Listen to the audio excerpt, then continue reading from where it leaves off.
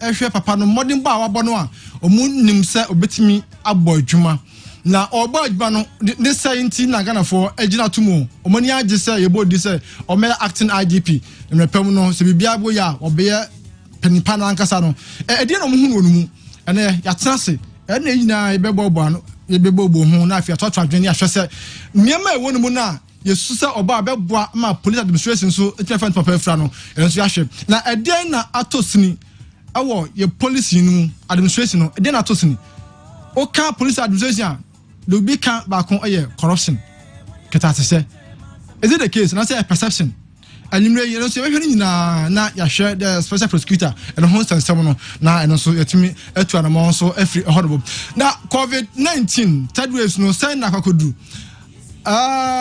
say omchesa anoye din Delta variant omchesa anoye din papa na anoye din no minum bie no den na yeso ye ade afa ho say betimi atu ase. So first one, second one now. Ghana for your projects, for instance, politicians. And now we are now donating sanitizer. Veronica Bucket not needing home the constituency. Now a day and a bentia and the dear woohoo signing mano. And as if it's a Ghana no COVID-19 no dear dear ya no ya pa home. Yare no or more million and as I say, but when for me I say anoye din pa said we have anoye din ti yenso yemu ho ban na yenkoso a etiquette no yendi so protocols no nyina no see ahoro yensa yetete yentam na use sanitizer na yes nose mask da ben na we say nose mask I don't know, do you remember where you place your nose mask?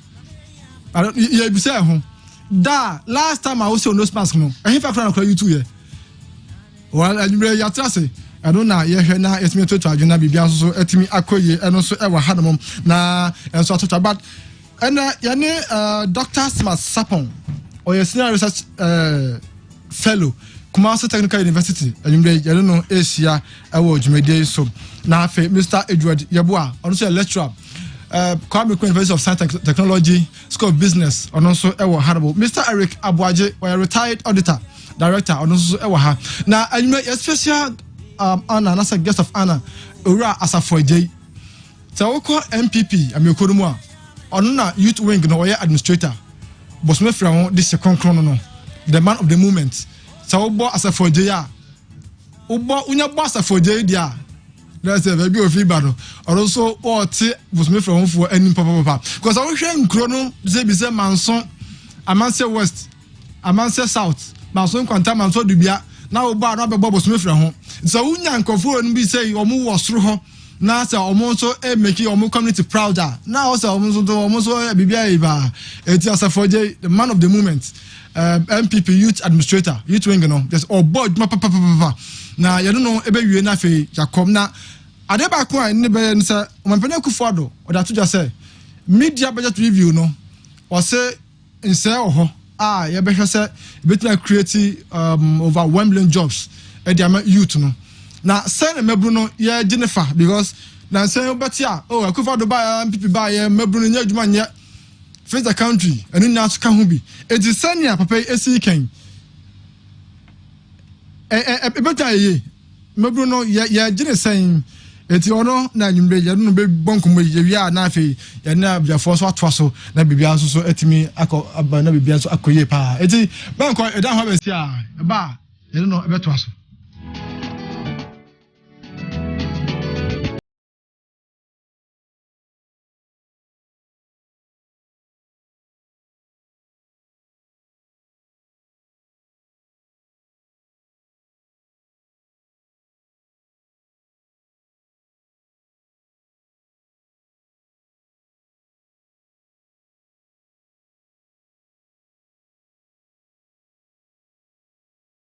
kuya na eya oman no ohwe be na bono so apan osima edun krom ahaya Kessben 3.3 Kumasi Kessben 2.9 Accra na edifana boatin studios na bro na democracy produced by Malamaya Kutadini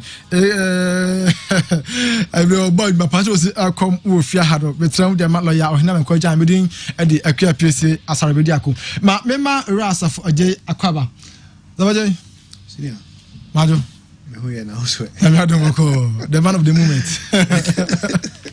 we have a god here. Television so see ya. We just so me tell company Jumasoni Jumadea. Your boy. That's right. When you pump for new team, you know. In fact, cassette radio. Na ka asantemai ene ne nkoso ne kwan a ye de radio afaso aboa asantemai ne nkoso a mo ye senia kokromoti a yesan mo hu bopo a yensan mo hu emopo. In fact, you share the contribution of Kessben into your friends and the development of Ashanti region. That's right. And I can say that on authority. Because those time because school UEWK. Yeah, Quasi campus. Yes. I'm very Tescom president Kakraho. In fact, na hani ye openi ya osebe. Yeah. Hani ye ni kita ye pen ni paper. Ni take notes. Ni jot. In fact, Mabwa Asantemai. It's my bomb about so now program means to say as almost say a friend democracy. And for the people by the people and for the people. Democracy of the people. If everybody that's it. So that's so my mom is akwenye. Right. Na me shall be brave. Na me nim say ni nyina no eye aman no nkoso. Ni nyina ye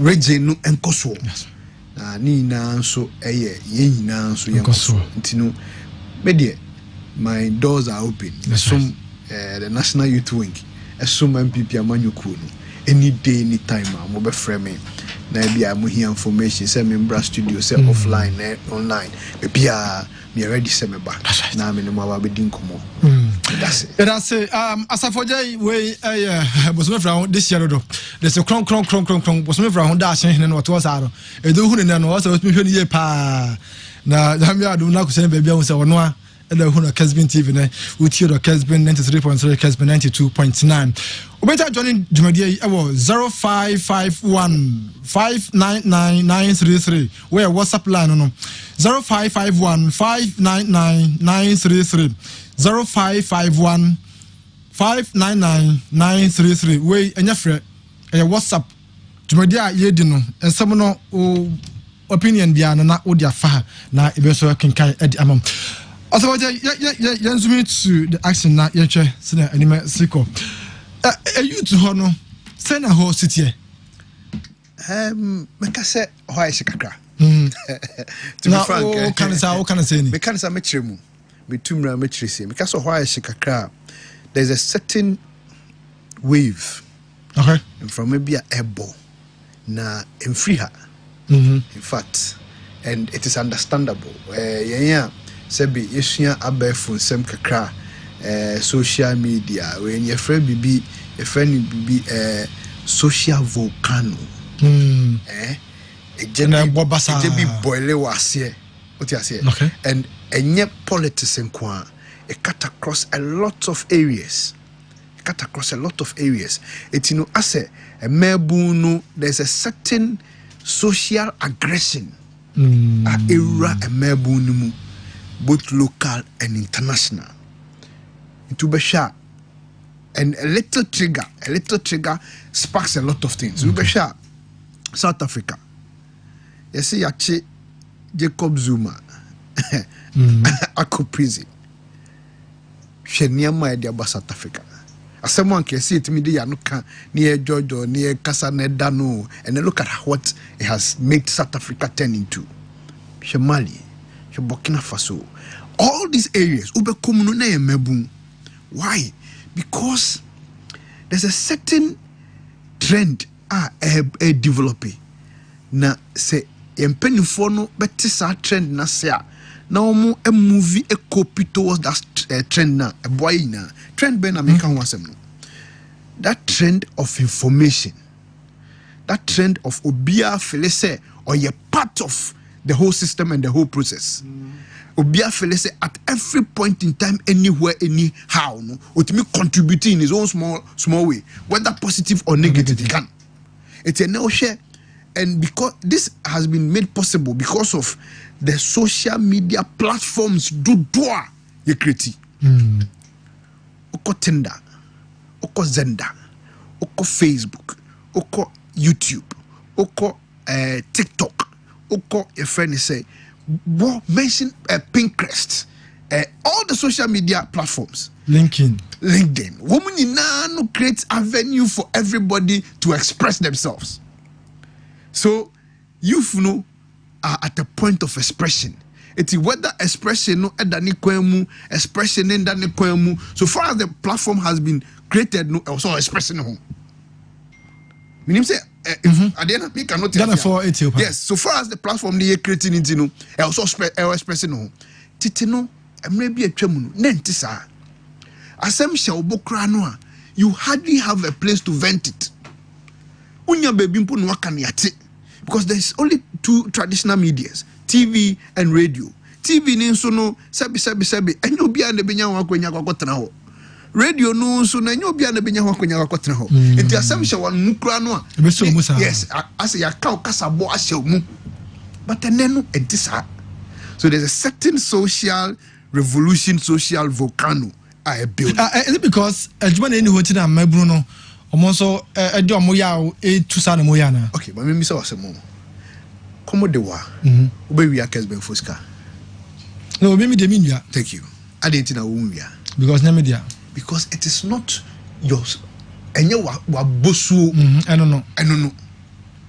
Obi say sebe me bo jantra if we say komo de mi anasika ni fie. Question is say obi so komo de nasika ni fie ono mo jantra.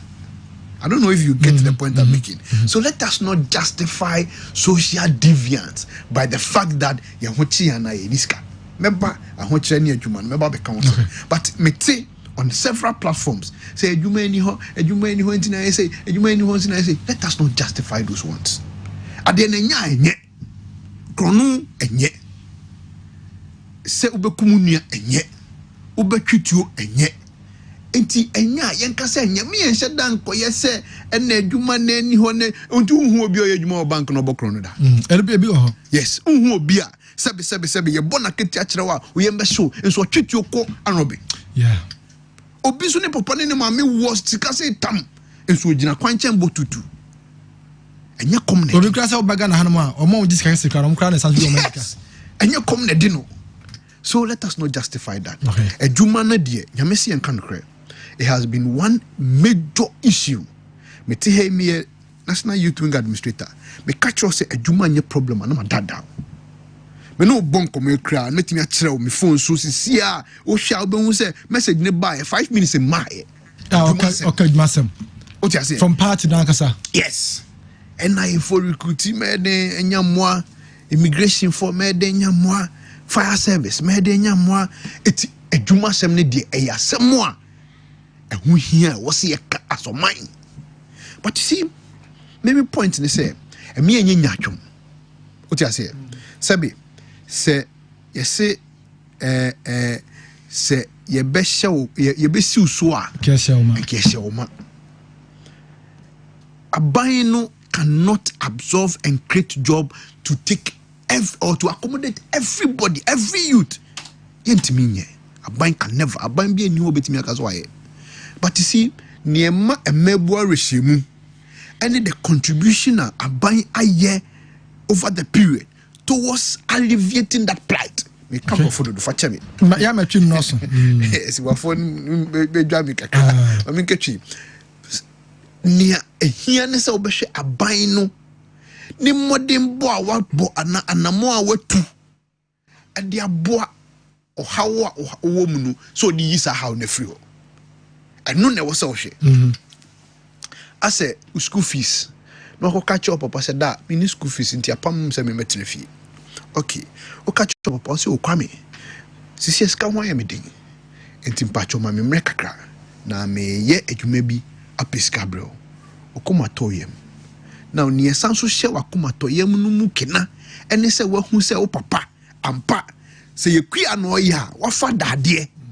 Na o kwafu mu akodo.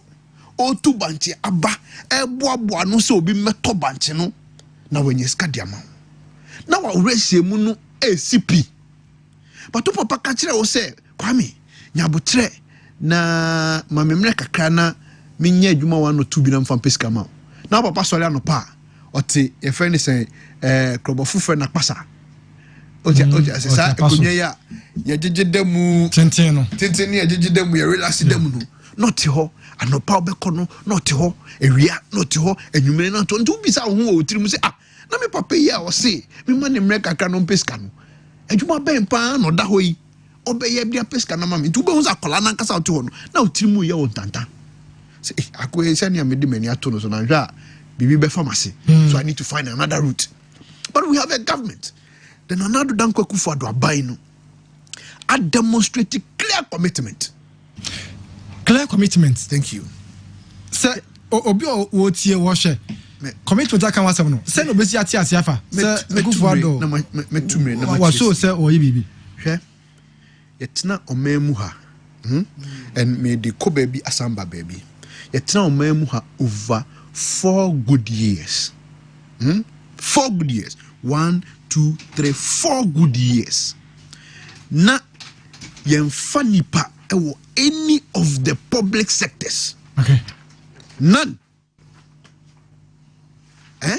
Yemfa nipa ewo any of the public sectors.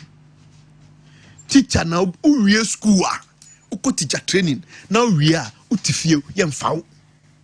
Uko nursing training na uwie utifie yemfa. Uko agri college na uwie utifie yemfa. Uko university polytechnic na uwie utifie yemfa. 4 good years minimum bia uko nursing school. Sebi sani ya ma attestment amdai kwen kra na anything. Panye sani ya bo panye kra na ni refi. That those backlog no e pile go what your mind no. Minim so tini ampese me chena say. Those backlogs e pile go what your mind no. So abayin bi buy no. The commitment I'm talking about is Nanado Dankwa Akufo-Addo etu one among a clear some or majority or lots of those backlogs. Nursing for they recruited over 54,000 nurses from 2012 or 2011-2012 academic year. Etino he recruited those backlogs BPM 2020 2021. It should tell you the kind of pressure on the government. What you say? Okay. Teacher for your backlog one over your friend is saying your pilot one over since 2011-2012 academic year. BPM 2018. Now Feina ye recruiting one gradually. So those backlogs will pile. And the pressure be to buy so financial and all other sectors. Even when there's a financial clearance, there should be an infrastructure clearance as well. Okay. Because the Baniska or Hokani Fana school so there should be some, yes, there should be that your friend is saying power movement. Now, a buying buy-in, what Tony was a clear majority of these backlogs. A create a juma, and my no moana, and maybe Chamu, we squire and found. It's a baby see. Me scenario na me try e kire wo se o papa no sorry o kwafuom kotu banchi e boabo banchi anu hu se o ton apeska ba be ma wa ko school e just say bi se onuma na to bia bin. Yes, so se aban ene etie me dese na Dankwa Akufo-Addo edo ada o se Edu Mubarak o ka se there's a plan by the government to create another 1 million jobs over the 3 years period. Because you see, there's a history and there's a background. Before 2020, September, elections, December, now MPP created Juma 2,555,000 jobs. And me challenge you, Bia. I catch as a look, in the kind of jobs now you can see creating. And yet jobs now, NDC for be catch na ye bisa say we hekra na wo mu no. Yen wudi echimua ya de nipa ni GPS ena ni Google location eni ni din be ka ho no akakɔhwehwɛ ntu du ni fie wo a obo ne pono akasa semesi mesra wo MPP for say o mo adwuma e wunya bi ya fa ampa na say nyampa no confirm ama. So there were records to prove all those numbers and figures are ye churning out say indeed ya fa. Senior, why you employ not less than 100,000 in their various models? Why? Yes, youth in sports, youth in community policing, youth models around. And when the business, your friend is saying, job center, cry a buyer, a one-stop shop, and I say, Gaba, Udu Honumua, a Jumano, Asem no can be solved. Why alone? Nep, John Kumaho, Onun Quantini, a Mebuni Mrantie, 45,000. Agribusiness, ICT, comments. This where the various models are. You train you. We yes and create your friend is saying the green your friend is saying greenhouse. And no creating not less than 100,000. Sorry, not less than 1,500 plus. Greenhouse teacher for my bomb so say over 93,000 teachers were recruited prior to 2012 elections, 2020 elections. Nursing over 54,000 nurses and recruited. Security, police for a friend is saying soldiers name immigration 12,000. And the interior 12,000. Oba your friend say MBSSI. Baby tama COVID by no say jumakuna na cheni MBSSI recruit 1,433 MBSSI. Look, yeah, the flagship program be by. You say one village, one district, one factory. As a time I got tuaban. Na factories are operational. About 50 something. Meanwhile, now you bear 70 something of them. So 50 something jobs now. Factories now creating and no for direct jobs in 11,000. Indirect in over 30,000. I mean, show the difference between direct and indirect. And I mean more example. Your friend is saying, fruit drink here by near nominee pa. A good drink. You want near or do abrobeno or a direct. Your factory hand now or boami process abrobeno be fruit drinks or a direct. Woman a direct jobs. Now uba abontia.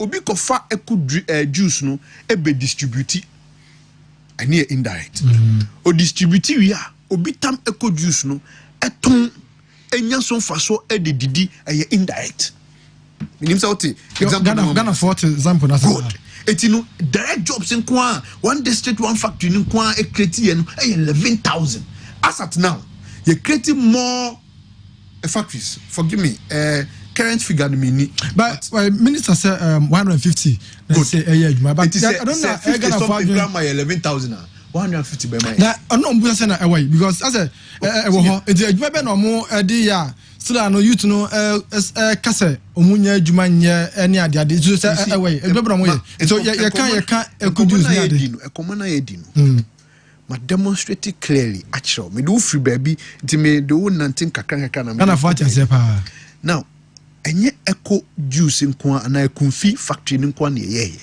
obansa o madregiria there is a friend is saying Aztec okay say tam yeso anana drink bi o friend refresh refresh then also to say ekunfi refresh ebeguye now it has been revamped. Refresh is now working. Okay. It is under the one district one factory. What you say? Toilet roll produce toilet tissues near them under one district one factory. It is also working. So there are examples of the one district one factories are your court district mubebria ye behumbi. It is there for us to see. Now the question is that na Santa Roge money bi ha obebri kwa entama ye campaign the national youth wing ye boy ye humodin to your boss region by region. Okay. Your research team no to the boss ye region by region categorization of jobs now ye creating. Ye to your where your friend is a free SHS, the number of secondary schools are a Washington region and the number of students are and free SHS for Faso a Washington region. We did all those figures and yet the two election time. Etino near me person can say say a baby ekita such records Aban bi kita such records of job creation. Unim say make say ina no. Member Forestry Commission 83,000 jobs are. Say John nyame fa ni krensie. Na breso nya no anka menim say Forestry Commission timi fa nipa sa da. Me hu bi da. Say John abreso kwa. Forestry Commission kwa fa nipa 83,000. Now, NAPCO. And kwa fa nipa 100,000. And I said something close to 100,000. As at 2020, I have elections. No, now 20,000 out of the 100,000 in your permanent jobs. A binomial recruiting models plan teach Ghana, educate Ghana, health Ghana. Now some of the models have absorbed some of the personnel. A bin sunu out of the models no one can set me create my own business. So these are examples. Na ebeka chiro say nipa na all kase me create 1 million job no. Sebe wari kra na koto no catch us of as for jay unhwe issue we here ade Ghana fo bu say you say aban no say bas job creation aban there's no way the aban say me bie adwuma e dey my man for here definitely e private enterprises na say individuals. So how are you going to make sure say your business is no, that's a private individuals no, omonya a serene atmosphere na omotimi e bia nwuma ni ya ba na be so mumu na omotimi e bia nwuma no na afa youth no so adwuma because omo the engine of our economy. I agree perfectly, absolutely. Etino aban yi bae no wo hwe aban ne ntoto ye ne niam bia a child say and it was even part of your Mampeni manifesto and Anasemo or Kanye, and if your core parliament on the State of Nation address or the Tuja, or say he's going to make the country a manufacturing country, not a production country. Okasa Sabi Enyana no keke no de kanyo utuwana mo. Edia no about 17 different taxes. Your friend in news and taxes. Oboguye. What does it tell you? It tells you that say private sector na ono a grow business no. Si etimi yisa asudie we free ni komu a ne ho hehan. Or ya de be so very instructive. Or say we ye edumekuo now for fresh graduate ye ma tax rebate. Meaning say fresh graduate afena branch no ewie school fufro unya ne mu gidie na fa no a wo sa company na wa fa sa akra no and anasa branch na wo we eduma fufro no ye ma tax rebate. So and a lot of the taxes are buying a year free a nipa ko he tama covid buy so be notice here your friends the tourism sector ni sa your friend creative arts ni performing your mawom a certain tax relief. What you say? A certain tax relief because I want you to so and you see a boamu send be a moon collapse. So we no money nyama baku mi enu bi kira say aban no the tax system no wa gugu mu amagana for enuma efo no ehutimi tom. Look, me no ka say the automobile industry, on say Volkswagen, VW, I set it up. Ghana say your tax system they will not come, and they are a private sector. Toyota, I set it up for her. Kantanka is producing. Your friend is saying Sanotrack is producing. Your friend is saying Nissan, Renault. All these automobile way giant companies are coming to set up an assembly plant, a big set up assembly plant in Ghana, and these are all creating jobs. Okay. So as for your friend is saying look, my example be electricity. On him say ya buy so, ya breso, ya electricity so, Emma your friend is saying factories I think say 70-30% be minimum so kaya. Ghana for kaipa. Yes. Yes. After that, no, you see, make my example, and I made this argument somewhere else. Say, me produce in Sui. What I say? Na me toraba, me ye design. Ni na album na me di produce in Sui. Na me tono 1 CD, a mount. Na me kwa toraba ni a tiraba ne so. What you say? Na me the sand yen so na biom na yate so a. O say metimi tin so ni so ma. That's right. The time no you see electricity no so emma companies near there no. Na the factors of producing and as a production no na e biso aba form into o say the papa mu no yate so magana so for. A cost will bring it back. But averagely, o say na yate so na say na cost still crown yate so magana for. And you see, me san say me nuanu mebu. Say this government is one of the government that has been strongly hit by a pandemic. Yeah? Eya na ye kan na ye didi agro ase ade trabi keke. Na onya kwan etu kwan anase untu kwan kra no what take time akenkan kakra about other states, nation states are. Enka obeti nsem no ye kanase.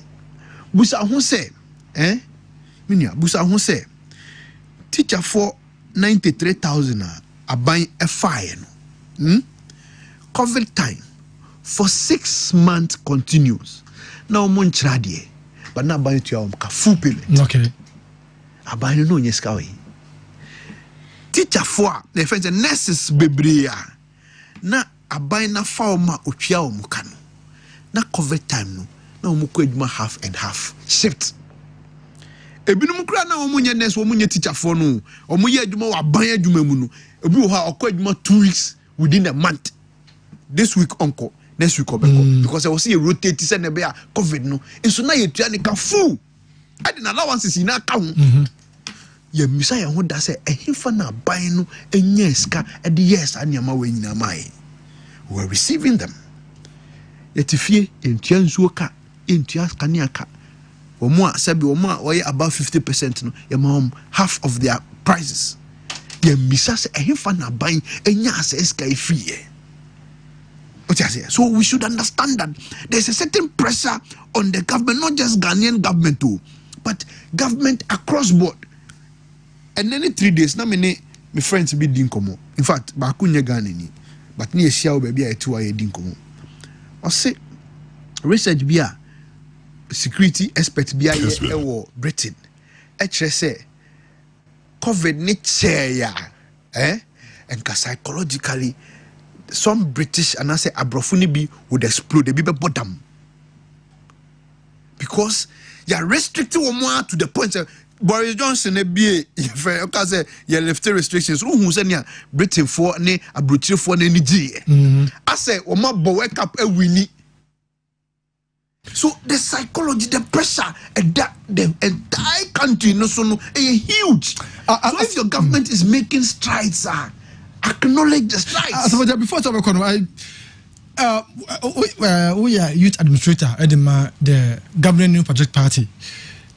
Prior to 2020 elections, now NDC had a big push. Mom can say, "Omo di bibe biye nyuma." Why are you know? Omo biye nyuma 1 million just. Now mubusa e kwambra mfa so we say afibia no be say mom can say Ghana for say enye. So President Akufo say nsegwa kwam say or be create another 1 million jobs. How is it possible? I mean, what my scenarios? But so we Ghana for want to understand.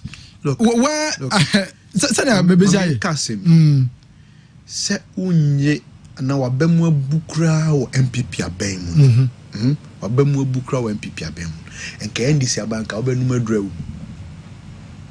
Minim say nyame no tiase. Ghana for nyanti sare ene oti ha o se eniama nkoyi eniama mo edin eniama mo edin MPP for ye di mu yaw ne e chale eniama mo edin NDC abreso anko anu madrew. Na no chemu say. Oti ase because look, when eniama was better, there was no condition whatsoever. I said bibi eniwa ebe mo aka se me ho cheme. Aban bibi eniwa bet me aka se chale eniama mo edin ye bre mu ntiase mo ye sre mu nimpo nu. Ye call IMF. What you say? Ye renam no amani kadompe. Ye the tabo now. IMF had to place austerity measures on us. IMF ne try and say, Chale ye say. Na sa ban no. What you say? Sa ban no. Ono eneno akotwa ne ho ababa be ka kire say mami akwenya na me ba me mema big push. Na big push no who pictures na um dey big push no. Uhumfoni na de display. Say na maybe atia see. Uhumfoni na de display. Just as soon. Uhumfoni na de display big push no. Ghana phone hu ni pa. Ghana phone hu ye. And it's a push na de ba. Nye push bia de ye beku ba bia. As what hold on na me brother ye beja na e be hwe de ntia am wo kumase na ye di enkobo okra na fe okoda. Wait, what's it Piesie? Some Ghanaians seem to be so hypocritical. During Mahama's regime, there was no pandemic yet. He sent us to IMF. The world is hit with coronavirus, COVID-19, but Anado is managing somewhere well. Now, my question is, if Anna cannot manage the economy well, is Mahama the best option? Chia Ula Difri Aguna. Now, and also added by Eddie. Akua Piesie, good evening. I'm watching you live from Akokari Bobresi. I really admire your program too much. Please tell us that the MPP has never shown any commitment to the youth. They should stop inspirational message and tell his government to act. We, the youth, are highly disappointed in the MPP and the Nana Akufo government from Asmo, Anthony Kobina, and also the Anumre, or the Eba Yedo. Yes, I'm send message. Whether we justify or not, lack of job is the cause of the number of crimes in this country. And the political leaders are also engaging in all forms of crimes. Ransford, Opoku, Difri, Asmo, Maso, and now the Eba Anumre. Piesie, thank you. And I say, I thank you too. Piesie, the issues are many, but I will take two of them. We want to ask Martin Amidu on the Airbus saga because he said after the election is going to be continuation and that's Martin Amidu will help you. Nana Boaje Tema Lagoon Clinic Arena Tensela Waje but I do know you you can't know any. I paid the Francis Ryan Communist Deputy Communication Officer for Besumtre constituency. It's a complete fallacy and factually incorrect for anyone to say that also Mahama-led government never employed teacher trainees. And I can vehemently challenge him and accurately debunk his fallacies with evidence that computer teacher trainees were employed from 2014 to 2016. I will. Okay, right. As of my hona, you watch now. Juma de bi dem ba ha. E dey nobody. Okay, me da say. Na me fa we fidie so. Na me fa wish the National Youth Organizer of the ruling New Patriotic Party. Nana Boache. Lawyer Henry Nana Boache. Nana B. Awoda mo ni jepa. 26 and birthday. 26. Na we di 40 years. Not just a Monday, 40 years. Now we di 40 years. Wow. Na as part of the 40 years celebration, no, yeah, the activities be etuga egu form the National Youth Wing. Yeah, Friday, no. It was a monko Winneba, yet one among Mankesim in the central region. Okay. Hono a mebumbi abobon one no a musuans and juma. A bisian hairdressing, a bisian tailoring, a bisian a furnace barbering, all sort of a furnace san juma no musian. It in an abwache a she munuan, a chusu saman Kasim. It is being managed by the Asida Foundation. Ema me dine and a dan. Tia kohoko bow. In fact, tia presente one with sewing machines, hair dryers, clippers, and near ma sebi. Omusuya Jumaria, omitimi de abo me bra. So Friday, no, that donation was done in Mankesim. Okay. As part of the friends birthday package, you know. Okay. Tia ni Mankesim for the central region for the Ochina. Nyame adom. Na se ade pa bi tie ya ye wura na nabi o se nyame de ade bi ato na koma so se waye mabu die omo ankora etino nani so ade hunu nyame de ato na koma so se omo ankora etino ochina no o onene namfufo o lead a team of friends. Okay. Obi anti ukra no se waye na nabi ada for no na wasi ultra modern children's ward. Wow. Ama wonderful government hospital. Wonderful. Chino, Sa Jumedie na Mebua and that MPP ano. Yeah, back Ashanti region. I've been to know me feel say Kofi Beka Chewa. See you do ye na why I share a canopy to 2 year and friends and sounds near my bay ground so to say all the preparation to me free Accra sounds so Akua make sure say BBI set not now it me fast Akwa so I invite Kessben for Moon fan fidie imagine na aja when you try be you see but let's share the COVID-19 protocol would be seriously adhered to. In fact, I mistakes baby and your fault. Me blame you bia. E ye nipa su. What you say? Se sabe ya to mu hyedan we mu. Ne asem mpie upia. Tata bia na se bobi gina gate na no. Upia obetware. Ye do ahye busa ebedu ba bi no. Ube decide say masa. Ma me mpie jata no beche me onche. Onche. So what you say? It me blame you bia. It is the kind of idea ye bi da.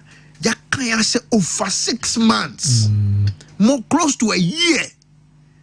Now I say ya no to out of a certain explosion and your friend say no, we are going back to our normal. Mesre say, eja ye koi e for more true. Now the mutation na abane kra mo say delta alpha o say where delta. Alpha beta ni delta no alpha beta no de omo na omo nya delta but delta no omo de omo no timi nya kra wo se wanya bi na we ni de chale hu eti mesre e mabu ni titiri mesre say yen san come back to your old days ni make sure say be di san chise so na ye hu say ade no ye kuna se kra na me ye ba na metikam na ye di nkomo na me ka say look ade ehu pa we ase ne se one wotamfo ku na edu baby no abona na wa petu ayese wawu se wo beja nti wan hwe yo sole o de pia wo wachiku o ti ase okay o de pia wo wachiku okay that is the behavior COVID dia costume sisi ano the COVID has pretended say wawu am bi kura je di so wa fe di ade ne kra no ayese malaria ni ya ba betra it is normal unya no ane say onum para kolokin bi na ho ato but entisa it you are dead ya ni janto kwanda we losing our guts you losing your guts or sorry not the peer away it must say let us go back to our normal yen share your news mark yen keep your social distance no yen hohoro yen say ye and penifo ne political about cancer politicians be omo yen ma bucket omo ma hand sanitizer ni nema sisi awu na mojai mesre so bia oba on board to support the fight against COVID-19 no on some back look me share figure no yen am 4,000 again 4,000 plus is scary ehu pa anode pa unim ena kumase kra no de no ehu mo minim sa friend say notice na Ghana Health the buy minim say we read na we tie fuatia over 200 plus of the friend say the new your friend say COVID variants no ni ehu no ebi wo ha omo say ICUs ni na ma it mesre say yen hwe ye husu yi na medo bibias so far the national youth wing, the regional youth wing, your friend is saying the constituency youth organizers and their deputy, all your friend is saying splinter groups, ni volunteer groups, no, I support the administration. Oma boy and pan, ye da umunina se, ye besre mebu no Ghana for ina besre mo se, munya reshe muna munya butre, e man anado danko kufu ado aban. And your man yes and yes say no. But you would jidie pa se sebe ni anana ye kakra ye hunu die ye manem no obeye am na broso na sinya mintimi maha enso linkosa daroma bechia microphone ayo honorable the grant e free boss me free eh the grant ka we bon di bechia microphone fufi dunkra eba be ntane fene say adetu sania ba Kessben bofodu era Bobiem Eresiwa. Adeto so ye din screw home. Yes, Adeto. Adeto. Yes. And the whole Ghana. Ope cabbage papa. Adeto ne free. Adeto na obinya ho. It mesre wa ope cabbage stew papa edino. Adeto. Nanu enche no yegusu ni di hu nkomo na cabbage no ya di abanta national market na mo say bosome frɛ ho so sɛbe ye oye na otra na ofri esiwa na odwani kyerɛ the other side dance for nyanso first dance so I am number 1 so I am number 2 okwa ho de nim ho nyina so I am for de ho nyina ene keti amo no mo bosh itia obi pia na ofa the other side nso any asante achim for no so bohye no so etia hom mesre se enyina yenya boche na yenya ban ndi na yehu se aban no wa de papa na se na mekan no MPP a enye kura no NDC papa no and I say Yamisha pa Asafo J or youth wing administrator the new patriotic party bosome fra ho this year and then you don't know SCI ebo enkomo message ni bia baba ibeja nam nako yenya man nko na panel tansia na afi eho so ya kenkan and so afi eho to say the yentwa homra aha na ya ba and so ya free home so bana bibia so atimi akọ GNT Kessben 3.3 Kumasi, Kessben 2.9 Accra, Kessben Television, Facebook Kessben FM, Facebook Kessben TV, Twitter Kessben Media, YouTube so Kessben TV. With me, media no Asha no horrible. Timako bebia, yeba CCA.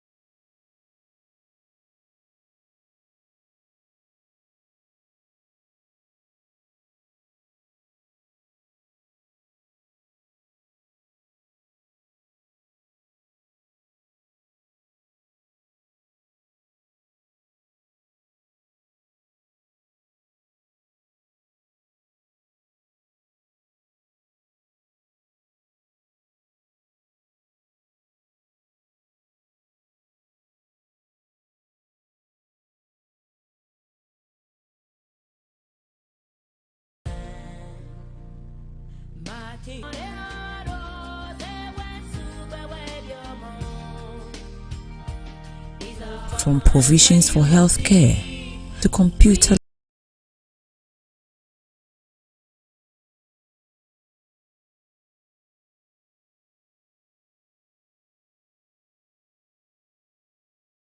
KC has tailored your university experience by choosing from among different graduate programs. You learn directly from some of the top professors, teachers with a track record of discovery, collaboration, and innovation to provide you with the best possible learning and study environment. All students have access to expert advice and resources at our career service throughout the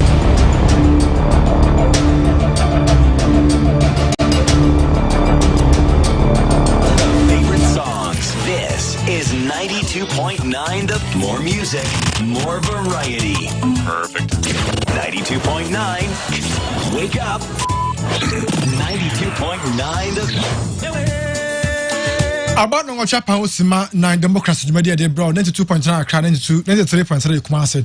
Abuja Fatna Sinti Memo Makwaba Dr. Masapom Senior Research Fellow Kumasi Technical University Mr. Edward Yabua was a lecturer KNUST School of Business na chartered analyst na Mr. Eric Abuaje retired auditor director audit service if you want to Makwaba.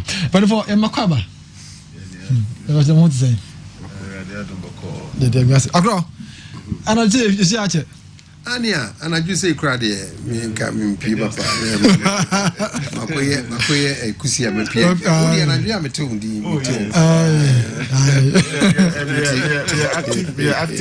Active,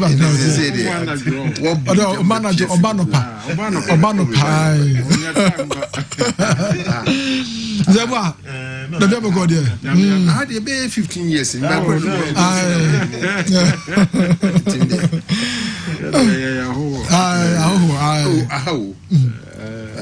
Dr. Biaboko. Lawyer, thank you. Thank you too. Thank you too. And I'm a fraud. Na kasa nenya but very stressful. Yeah. In terms of yawa defi adan dem arrest. It's part of the human existential dilemma. I say, and then now who the channel? Tipa yebi ade channel say ready. Eka ho. Ben pa yem repa o. Yem obonso. Me say, o channel na gigi we no. Oh, that way. Koko ba one day I say. Or no, this yenya be there. Kukuru as they say. Thank you, sir. That's right. So, and also roti ya corner ya fe. But Zabwa, you started in free one penny kufado. That's 1 million jobs.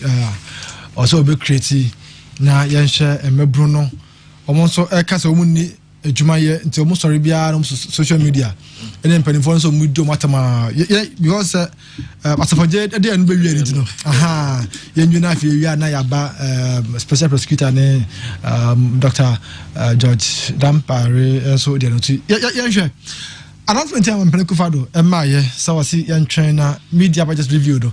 The finance minister called parliament beka ho asem na afia hetu Ghana for say na YCC efano yo nana me da sipi ansa no me fa ofidie so na ya chia watiefo ne ahwefo nyina na afesu ya chia nana otumfo asante hene tumfo na me kakra me kan say eye unemployment no eye major problem in Ghana na the latest World Bank reporter released in 2020 September no they gave some figures. Now the first one is say youth unemployment rate no 12% and I feel so no youth underemployment 50%.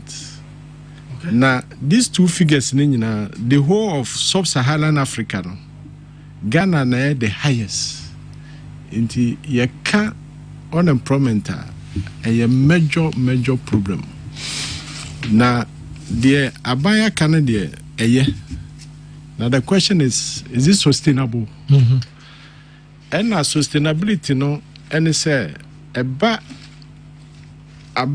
employment sabi aban more busia emfentua workers ka okay taxes no ya jije no na aban adituaka now for a wage bill no so high actually say aban ka say employ enipa 1 million it's not sustainable in the World Bank report no actually 6 major sectors bia research no actually say no there say the ani ko ho a it can increase employment for the youth.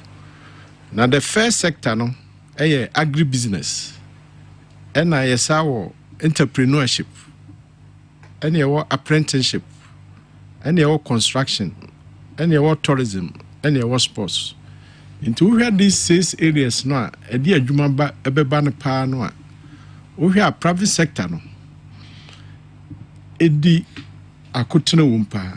Into best let's say much as say aban no din ho agim no. Aban no partner with private sector. Na aban partner with the private sector no. Ano na bema jobs no. Aye very sustainable. Okay. For instance, we have government one district one factory ya. Akanya private sector abandon the whole ball. Private sector no akasamre no akeka factory pa ba aka ban no asia aka wan hwa unya bi kura no waka nti ebesere say aban be partner with the private sector. Now one private sector prayer aban amane ho akodim pa construction construction subsector aban the contractors no ka bibre. Na sebi we hear number of contractors in Ghana over 100,000 contractors. Na obia employ nipa 5 kura okamboma anything. Nti ebesele say aban be tria contractors ka. Na ama omono adwuma no akoso. So in conclusion no, the American said the way to go is for the government to partner with the private sector to provide the sustainable jobs. Banagasa or Bano or Rajusa or the Ankran Cranon Ebeyajuma, especially one D1FC, so Osha or more we now, or say a private sector driven a venture or more air coach, but or more belly di Abwa, Sibia say a schedule or more power or more.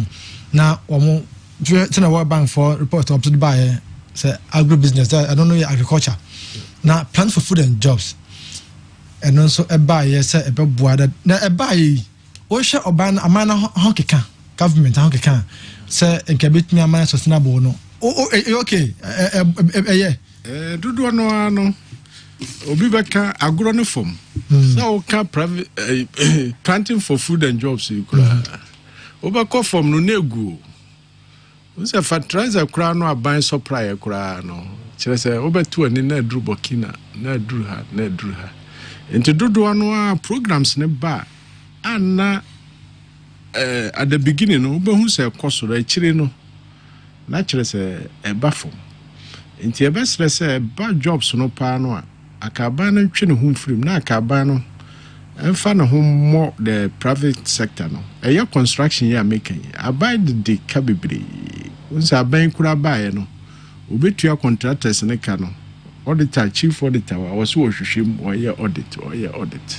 Ubekombekom no na abind the contractors ka over 5 years, over 6 years. Into no a basa no a inhumano, a menuma a coffin. Into say abind a tuya or more contractors or do or moka. Now provided the enabling environment no a bema job creation no a take it off na a grow at the fast rate rather than say a buy no because we hear World Bank report now as at the 2015 no now the wage bill to GDP no it was over 70%. And it was the World Bank which directed the government to stop employing people at the public sector. Internal say GDP no and cost and answer buy no ntimi anye taxes now revenue no and cost buy no ntimi employ ni nyina ne say buy no a big player in the whole economy. Intino say buy kura no oflade kura no ni tua no kura no ana eche so inti best say buy no contractors no any private sector no obe provide the enabling environment na ama almost no adwuma no agina nti omo adwuma no gina na bema employment no aye sustainable. Nzebo ya sha yes nyai aban no na nka wo ama private enterprise no grow na aban by also nuisance taxes bi ho no mismatwetwam na na ka na for kra busa se eno no otwa mu no and fast papa de bra sa ankran for no mo bi be munuma na nti betimi akusi won na omotime ye adwuma. Is that the way to go? I mean, like na say was enka ban from for to be covid era here by era ya ankran for pesca ayo modwuma aboa won yenya eska bi enfam enso masne enkusi won so emo munya adwuma na yesi yemwa sa private for na omusu enya adwuma no ne ye kone say sa na yesi ka no because omusu so eka ho bi that's man economy ya the private sector no so ban percent eboa private sector in the first place no I was about no stability of the economy no it take place inflation and no more cost and I private sector okay about transport crowd they could be GPR for petrol yatum saying debia na yatum and it's a normal to me stable so and I heard dollar crowd no ejina ho anase ekoso intended there abanu betima ya ne say one or say abanu ma economy no e stable and na economy no so no I stable no I was say private sector no aban de kan so I was say aban no eso etria so because they say construction business no kura no egu anisa ubekom no or say government de meka ontua and I was feeding ya so na last week or last 2 weeks near MP for loan because I won't say interest no kura no is saying I find interest ni now and to say we work see any private sector Inti abani trabusi ani bi kura mo no mo kase o interest rate no kura ye 10% kura no aka abebo o modwuma o hwe private schools a convert kura gu private schools e dem programs na aban eye inti ebesra aban say o hwe achievement a aban ye ni nyina no private sector ehunwum so one district one factory ya o kan nyina no private sector no a o kota no so a distillery you know on enya ban na CEO na wo hodada na ban no so so ye ka number of factory na ban no be ka ho enti e be sele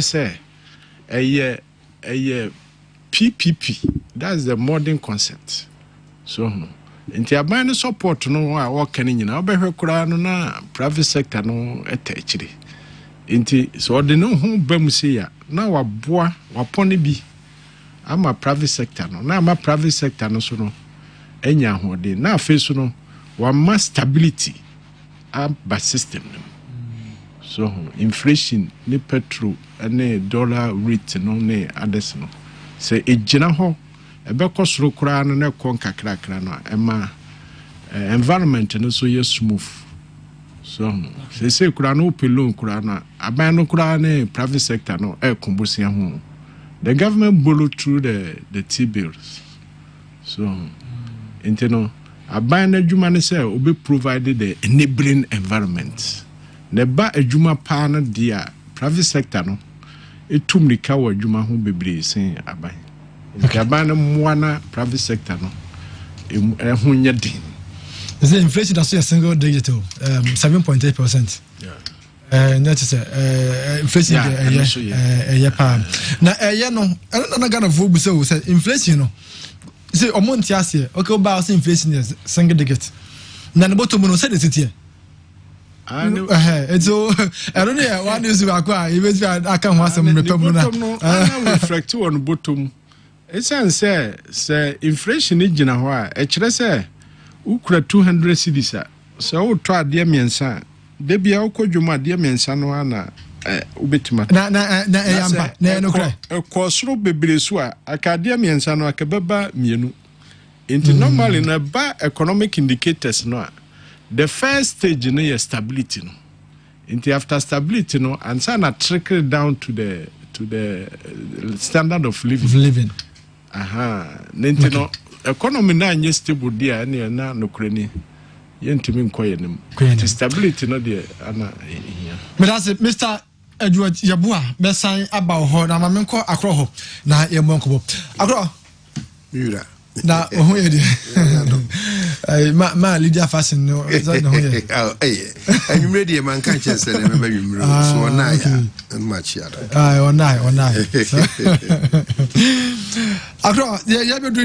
now aban say obeboana mebru no so otumi apedwuma no de wo no so la people be say wam la ka ho na mebru so nya adwuma ye ya de aganafo no omo ka bi kura ka say and the first start ka say nye ye no omo ye no ka say nye ye be to about 2020 but aban say oba be ye enti eno so ya de ba ko a enye bi go tia safoje a oso hwe ni aban na ye na oti asam na waka na che say obetimi aje enti ye mo aban ba so say otusa na mo no yo ni edi kan medati fo gina se yuri se wo monya daje ka obi edidi awie kra akoda na se ko yada na mu sripiti na me aminu ya bali dia fashions oni okunu nyina machai na asma obisai ababunu nyuma na wo pese ka ho asem no se de babru no mo ana man yo mo dia enti se ye bia nyuma mabru no a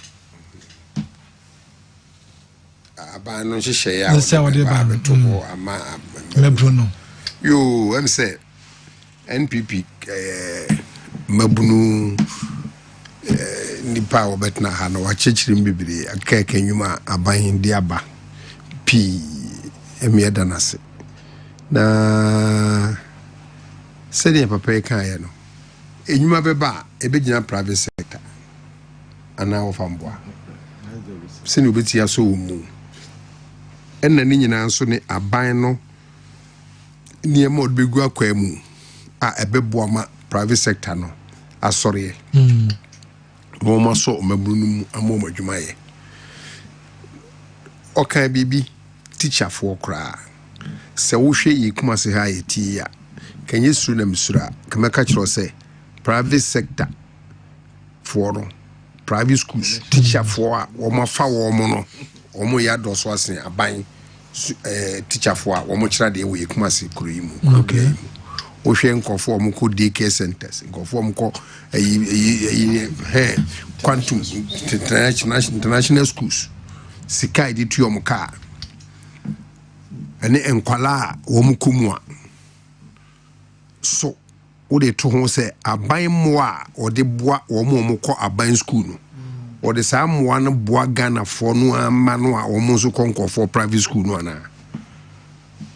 ana fa me boa enu bi ni nsomu epese somu de ya na mpanifo ya wo mu tete university church radi di wo mu ka brofo a ya na wo mu ntimi enka ma menu ya by footballer enna se de wawu ko ndi o ti bibia ase na bibia ntiase na ye dwuma ai se emwa no de ba na enam wiem ba bi Ghana fo no pa no bebre wo ho a wonu mu nya bi even assessing loans kure ba ye so de udi nto fun so ene ma no ba oh enkofu aboka akoye ne ma bebre ye hu ne ekusi ye covid ba ye reliefs at World Bank de maye free ada any loan a year buy no ni manyina yehu ni ewomu nti wi ba bibi to to senia see what senia even basic education krano abani mwa ode boa private for no ewe school feeding ba wo monka ho wo mo se Ghana for mutua tax wo mo Ghana for mo textbooks ba wo monka ho so yesi suku adani a wono monka ho ye ba exim bank loans ni ma ye kan mi hunu se wo mo diska bia to ho so mo di pushi education a private sector no mpa no ye ntibi endi em se ebi ya kem kakra eno so firi okra wo ba hospitals na papa ye otie o se o ma fa nurses be 54,000 for the past 10 years hospital be ni yebue ewo kumase ana ya santima mu ha wo say any health centers dressing stations ahi ene ye bua absorbu nipa 54,000 no nti wuti akira utumi hu say ya fa nipa ye tua wonom ka adwuma onom ye no nye ho akatua no moje but aban no afa won de ma nkofo ehu say wa fa omo akwa so minim members bodin hospitals we are atwe ho ahia e wokumase ha wokɔ hɔ anwumire a nurses ye wo hɔ no kra ndo so na yarfo ma ba hɔ nurses mo hɔ so saa ne yɛpɛ no si be create go ben jobs no meanwhile wokɔ private hospitals say wokumase abon say nurse ba ko me nipa ne wo meanwhile doctor for no kra so mo ye adwuma wɔ saa private hospitals no e fa wɔ kɔfo no chi payroll wo Kumasi South Kumasi Suntreso Tafo ayi nyina health centers no payroll so wo mu firi hɔ a wo masan akɔ wo mu private ayi tax no mu tia so papa yi kan aban agigi yen taxes yen toboa na bibia bomu a commitment no about 70% eko payroll na say akọ debt servicing na say akọ development no say you commitment na force no say wakobo bosia tie na force say boso afino so a utua me call pension abatwe musa de mfie be aduanan makotena fie menene wo contact say so hwe me mami wu enti no de osikao onisikao what would you that's about the 15 amba o say o mesu o manesu on the 15 enti ni nyina no eye sa taxes ye bi eno odi betua na odi ni nyina no eno nka the main wage bill no we dey any commitment ye da hodada there was a time bi kura na tete no omo mbe abrofo mbe ye adwuma ha independence omo ko omo krum no na ban tua ba omo pension omo krum so enti otiti we nyina afiri mu a ebe kasen eno odi ayi akwan ebe kasen eno odi si hospitals ebe kasen ena odi ayi other infrastructure ye ka ho asemi nyina me ka kire wo se ne wo hwe ye ka ho asem de bia o ha se construction of one asphalt road ewo Ghana ha no na ya about 1.6 those a year or two ago na around 1.6 1.7 million US dollars per kilometer so ko yi foforo Kessben sikano wo kano taxes e tu ya na ka mu ameka che say ontumi yi 50 kilometers or 60 kilometers a year enti ni o ye ne say or very like on aid on grants on loans ebi kura wo kwa de nsanka enti no the contact na ma obi utumi so obi timi ma contact ukaya yete dem ha say lake road contact yi o de ma say be 3 years na 20 kilometers per 3 years da bi onyo no wanye ne sa short no a onye sika mfenye ena asuhunfo bu ofu ye pekwan na ayifo ye fense adanko amefo pekwan masafo so pekwan honso na gold ni manyina afiba enti odensa koka ha no de akoka ha no de ka budget nso a waye ne enye actual o enye se bi sika no estimate ye twegu ho unfortunately for us no niema kra di sika no ba no eye extractive ne ya ye ne control price ye kokko nye ne control price ye oil kakrakwa ba nye ne control price ye tima nye ne control price enti tima no kwabere se ne di asana bi po ho de kwa brochiri ti the main no a di sika no ba no nye ne control enti msa baje ye tax net no emre so so timi wide no wo de me ba enye ne control enti sika ne be firi mu aba no ye de yes wait no like was it last year you can say better petrol be 65 or something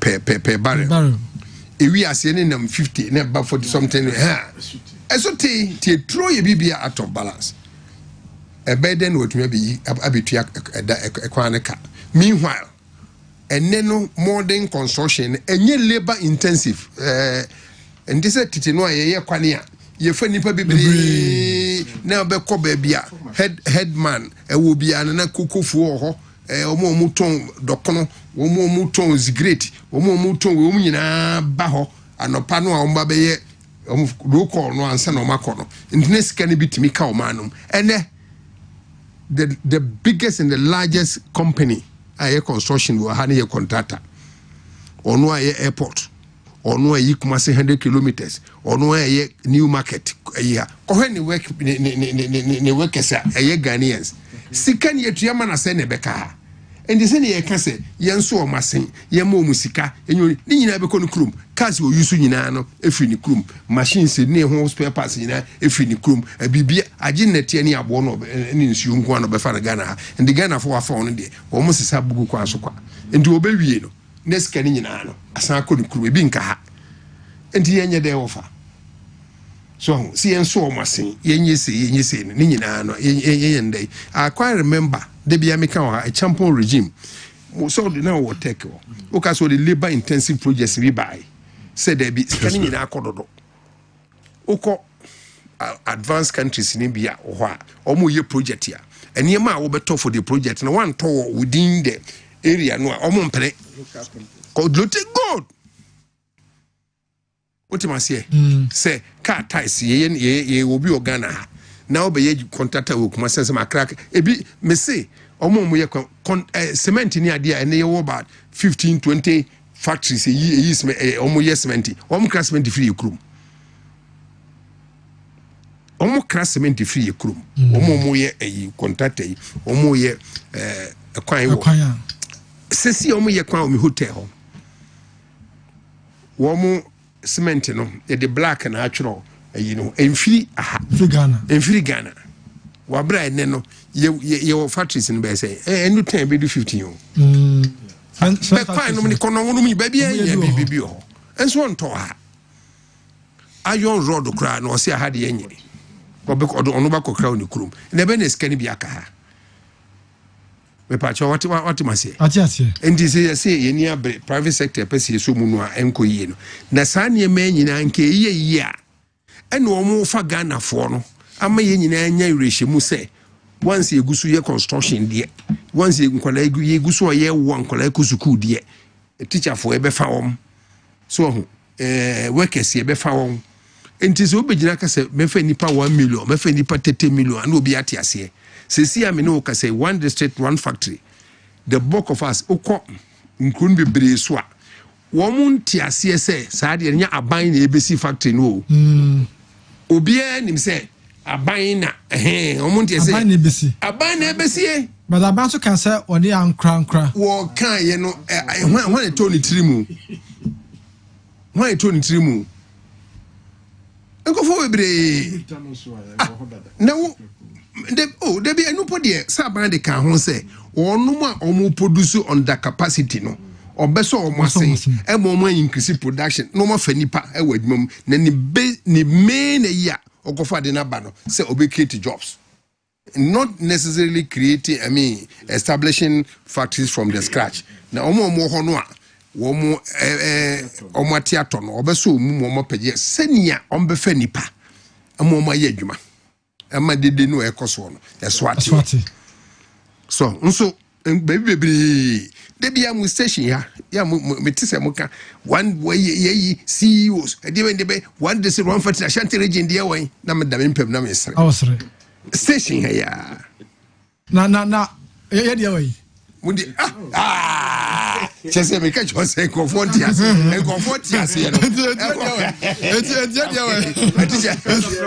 e mo kana awsere na o ya de wen debia teacher form unity ye o mo nchire adikronti a wo die nimu no aban no nka se obesi ayi na ma wo se obi a wo free ha ana obi o free baabi ana se oye na ogidi se obetimi aye factory no a obeboa no emena ye both and not emena ya mamo na wo die obi anya mai na no bi anka se obi ajabidie e wo ayi bonwire debi ebonwira debi kuma weria ho ebonwire area ana ebidie no eko ewon etia ho enti no se ni obisa se ye de ewon no enya me na also obisa me se ye de ewon o obisa se ye entrepreneurs ne ye businessmen no a ewo so omokoye no ewo hi se na kasa prakon ka ho good minka se nka ho eka ho na na ye expect say ko work start esi from the scratch provide assassin so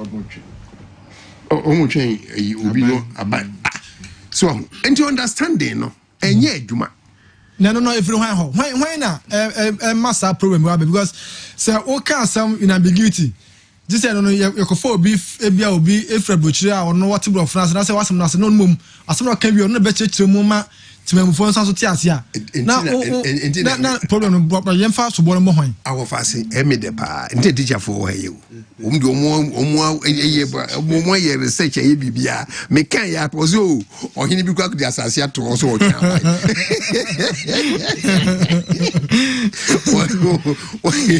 wakoti asase ato ho de twa abai aban na emeye enso nya aban no ho che se ya na yese de bia me de nkofo kwachi de bi o ye wo Gihok there was a time near what 320 factories industries and factories Ghana owned by Ghana government anye ye ni nyina gu emi atonton enti suahuna abamu no aban no mpese obesan kwakofa enu ababiom na san abaye ka abaye ya beto so enti individuals no ankrankre no a bibi wo musem ni businessmen no wonu momu nko start na aban no so omumu support won na enfemra yes aban no san koye Gihok no bi mu a first think ye wo gold ye wo jute factory so ye wo jute factory ye wo shoe factory kuma se ani ye wo say jute factory na shoe factory ana Ebreu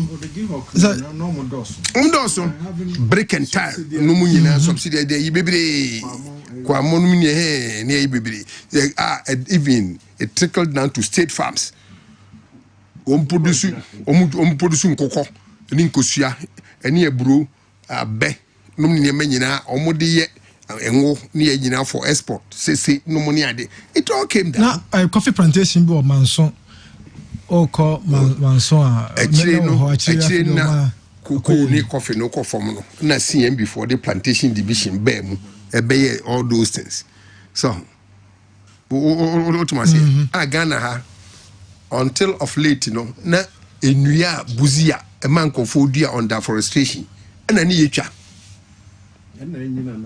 na enti ye bi pen ni kodi enkofo ho a ekodi aban nsemu a aban de oye osono enti yakue ni mu aban so be create one jobs adema youth no then necessary because this year aban ebia ebegu ade e pese ye say you but wo de betwa mu tax net no ye bi ni say me no te ha yakoye research ye be kan the whole Ghana omomutu tax ni 2 million me boa adentra Kessben unam ene edani yesi East Legon ebisi manso artisans workers a eyemu adwuma nyina na agisika te se ne omomoji wo eyi no when you tax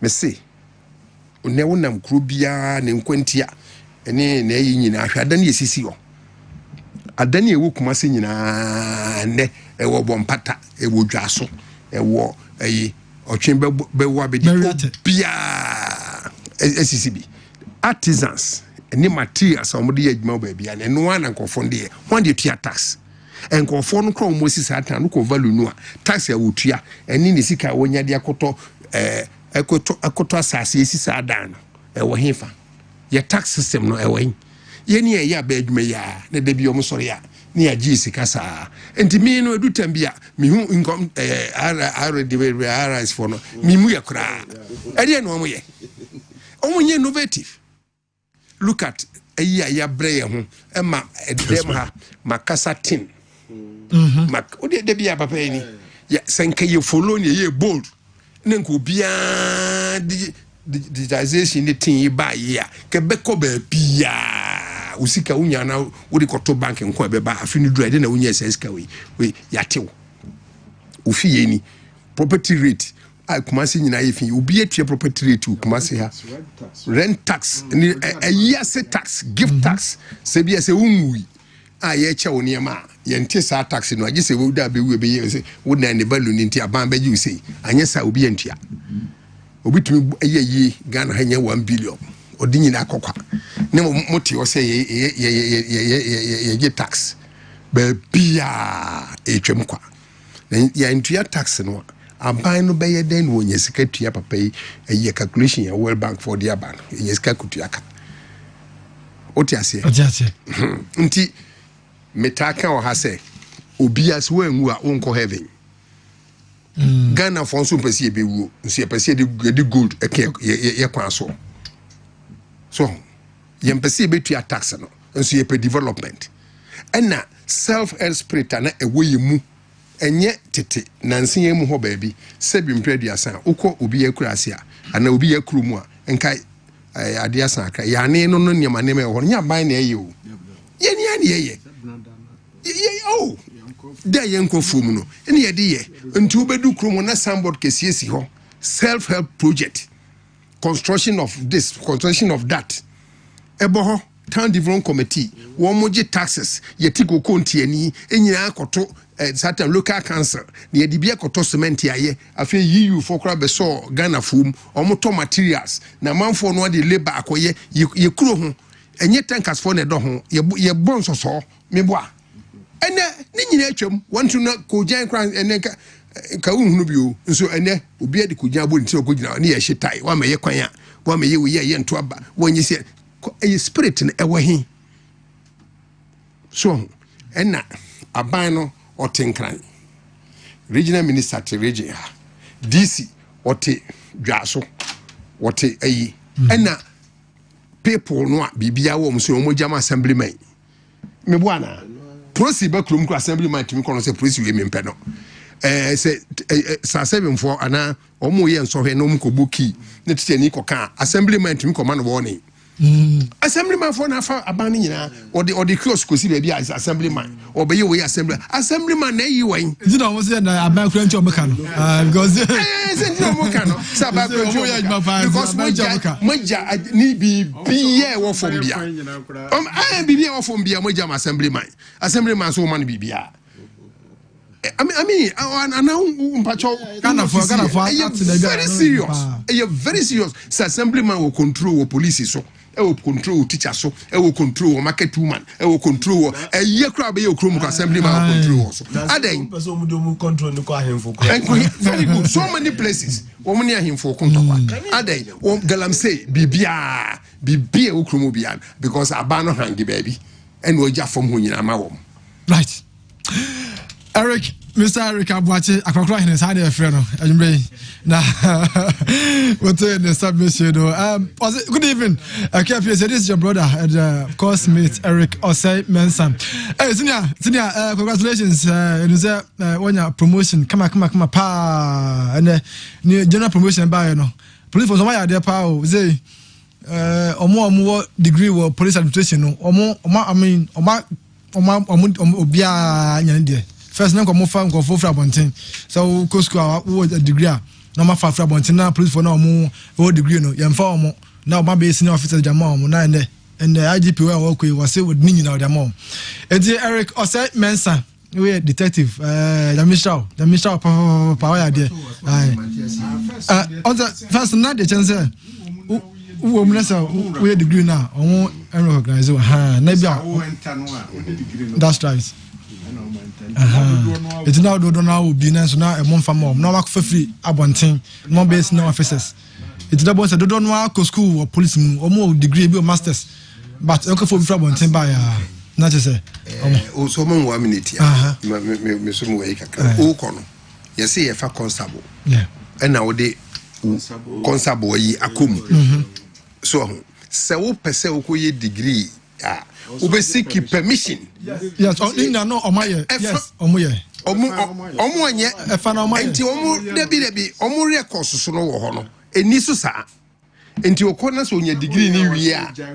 Ujako ono so pese obejai.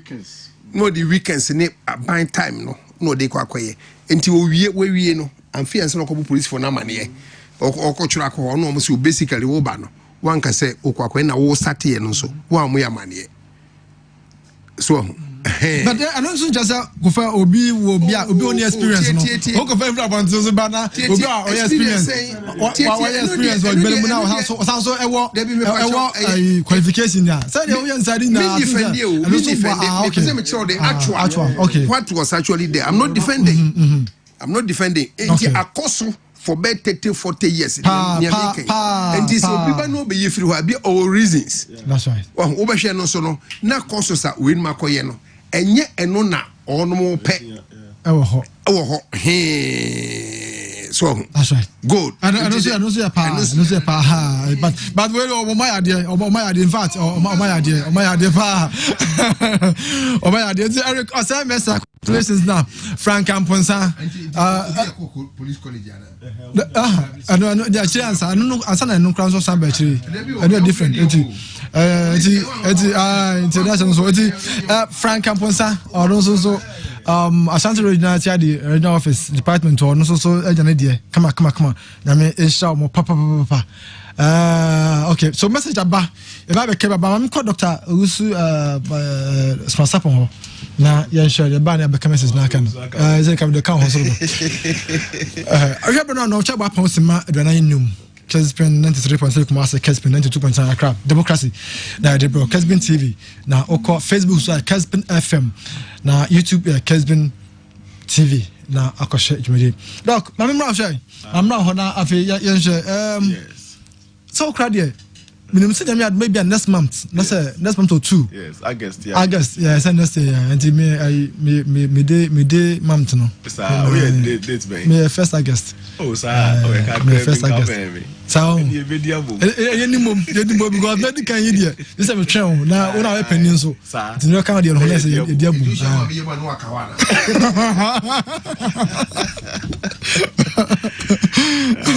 the doc there is employment ya de ba kwa wa ye ho adwuma pa ansa na ye beto abana we ya o ko tu ye uje ho ko China na wa ba ye ho adwuma won pele ku fa do se obeboa na mebu no na administration no if me bo member anya adwuma ye so the way forward how are we going to go about it because some people focus on Kenya e can mean say the capacity is not there I mean ahoden a ye de be employ am for etu on ka no eni ho but aban bia so try say we present go for say me ba ma fa no ko for adwuma say mo unje adwuma but omo fa ko for adwuma no kra na adwuma be no mo ye say bo omo ko no kra bi rani ho ye mi bi nka ho ye no answer say afọ mo say omo fa ko ye adwuma bi abosom so a omo de dia botom za the way forward good me do ase na ma champion for me no am no studio me wo fa akokro hene ne me nu apani lecturer at university me chia mo chia ya hwefo ne ya tiefo a mo agimre hwe yen me chia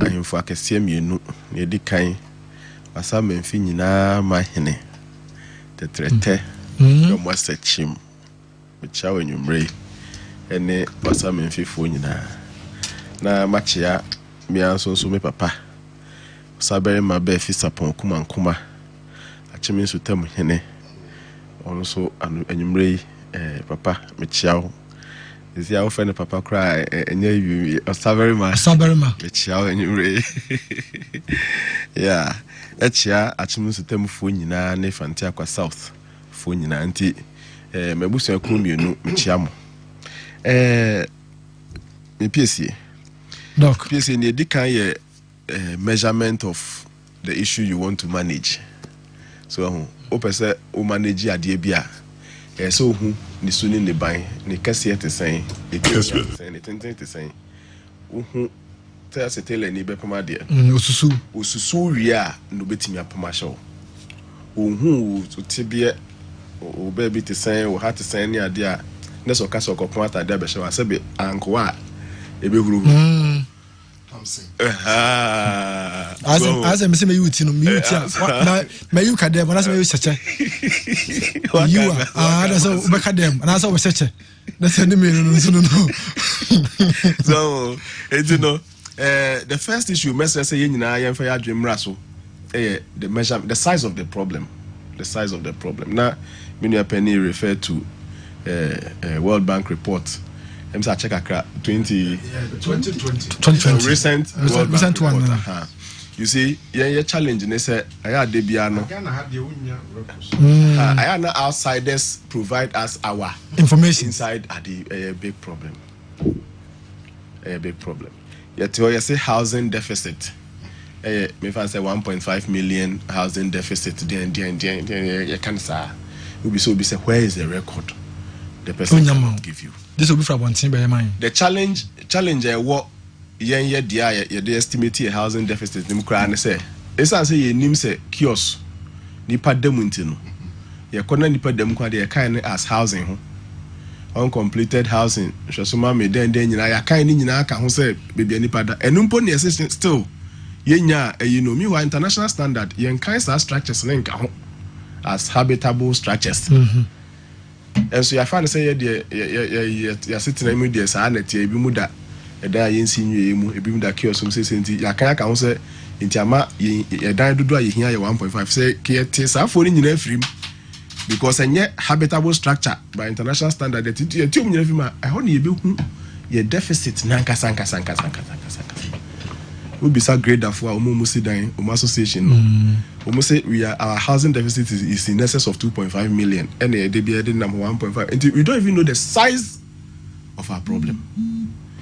Employment asem ne yeka Ghana your unemployment rate ne saying and the medical can nyame aduma August ya eba be see media say na auditor ma tiza no Kumasi Technical University my hwehwemu bi a efa Ghana ya unemployment eyi ho matune din employability requirements on the Ghanaian labor market.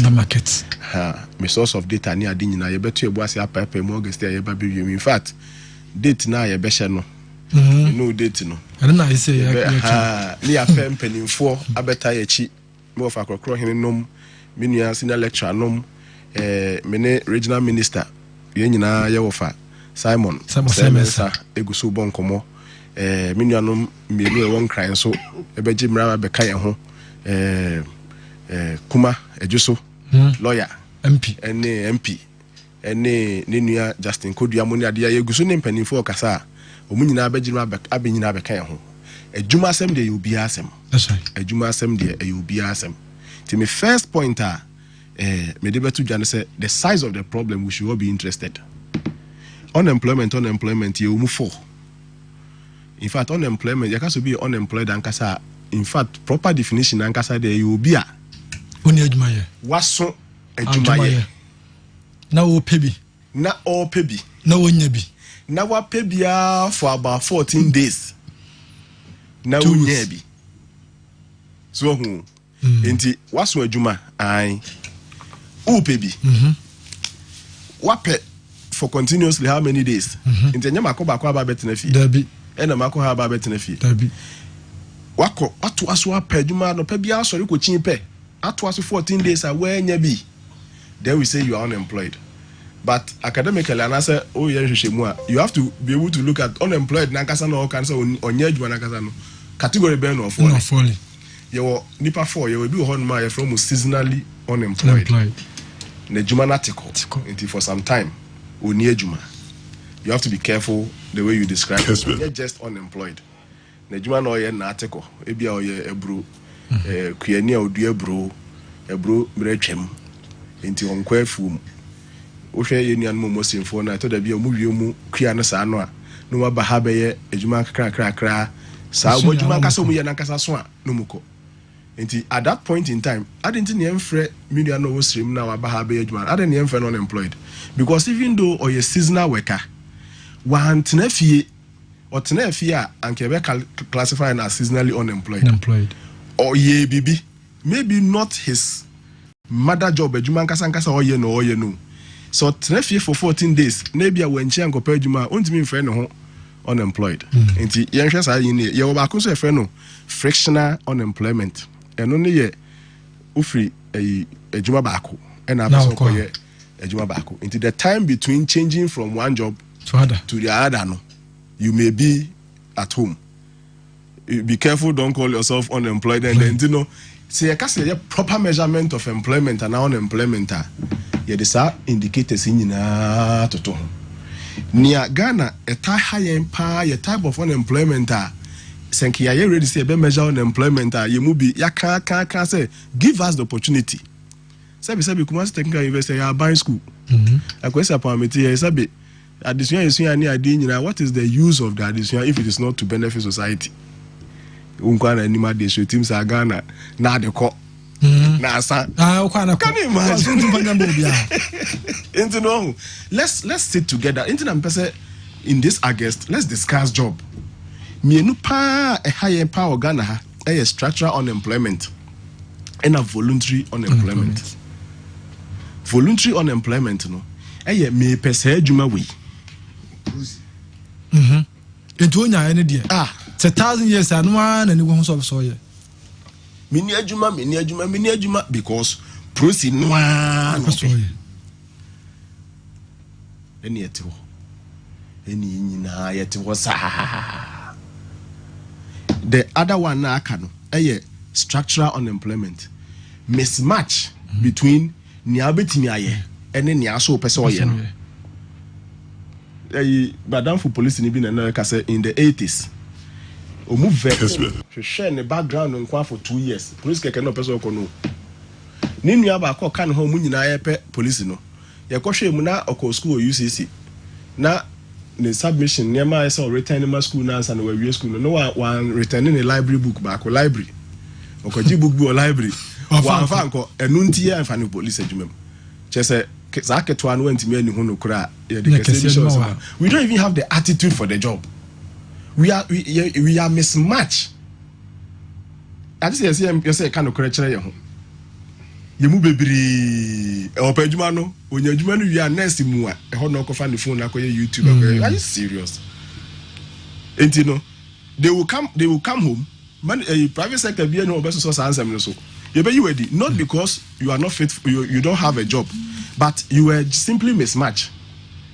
If you want man certificate first class pa so the near you see that you know, let's discuss employment. The pass around this same time where you say yes, you made in Kumasi Technical University, the president in Sudia Betum. So arrangement for 1 million jobs. Sectors of employment so far. Me report in Kakre August near Baby Remontino. Within the time I'm collecting my data, no not education and the sector I employ. If you want more, now about general services, Tonaton, sales promotion, then. Did that education not okay? Any paper say?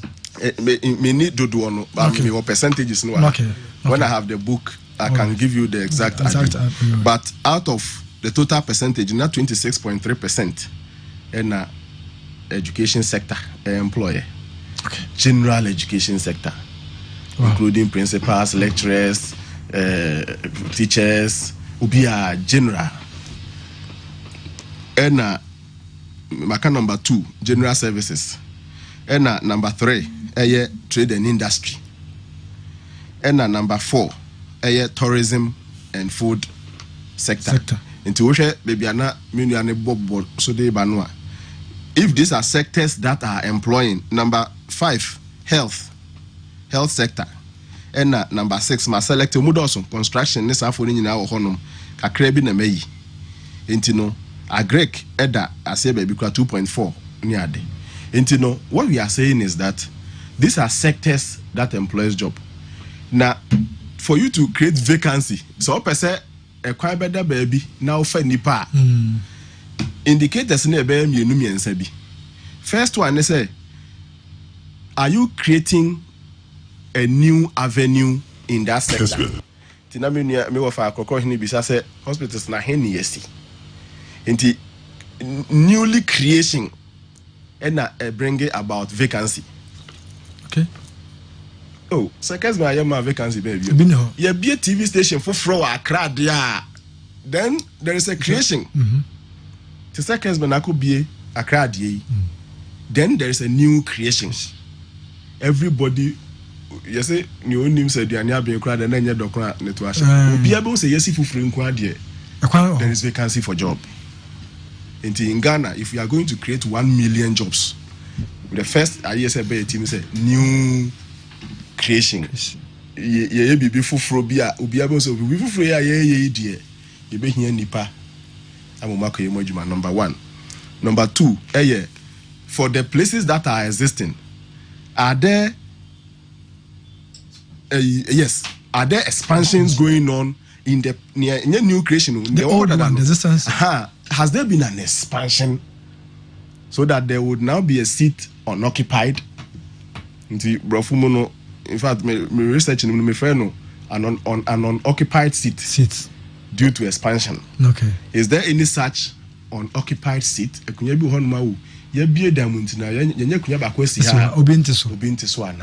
there will be the need for AD. And you know, me say no semantic creation of job creation. I look out for indicators.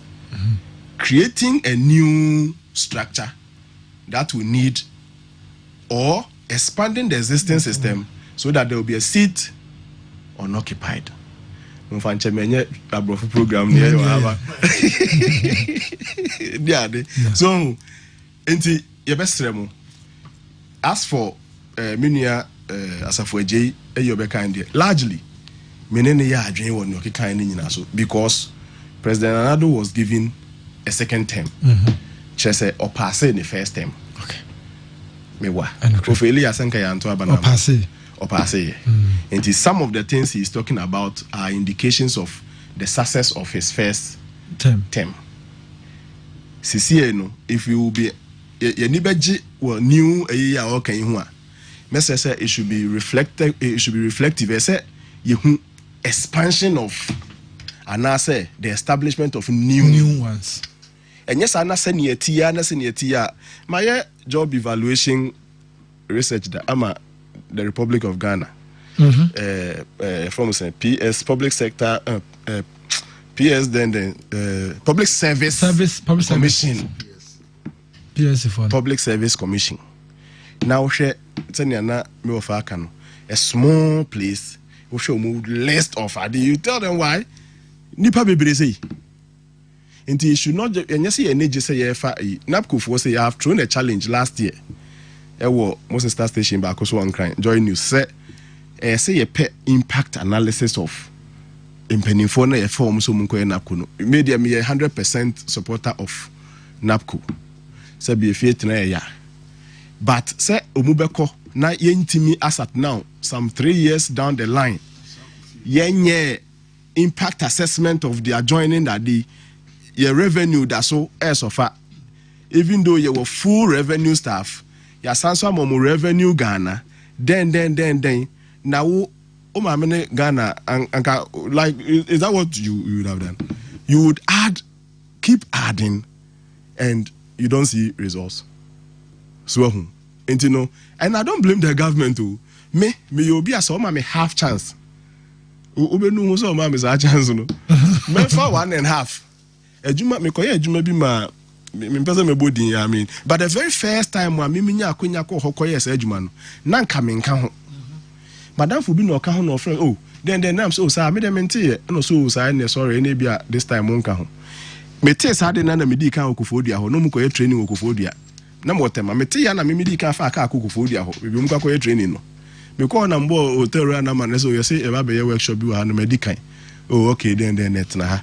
Na me nka ho. Enyumre na nam so munya me course prefect workshop prefect. Ne me na fofo na wonu bi kasa no. Ye we ye course prefect. Mojetum ai na me be mu ba.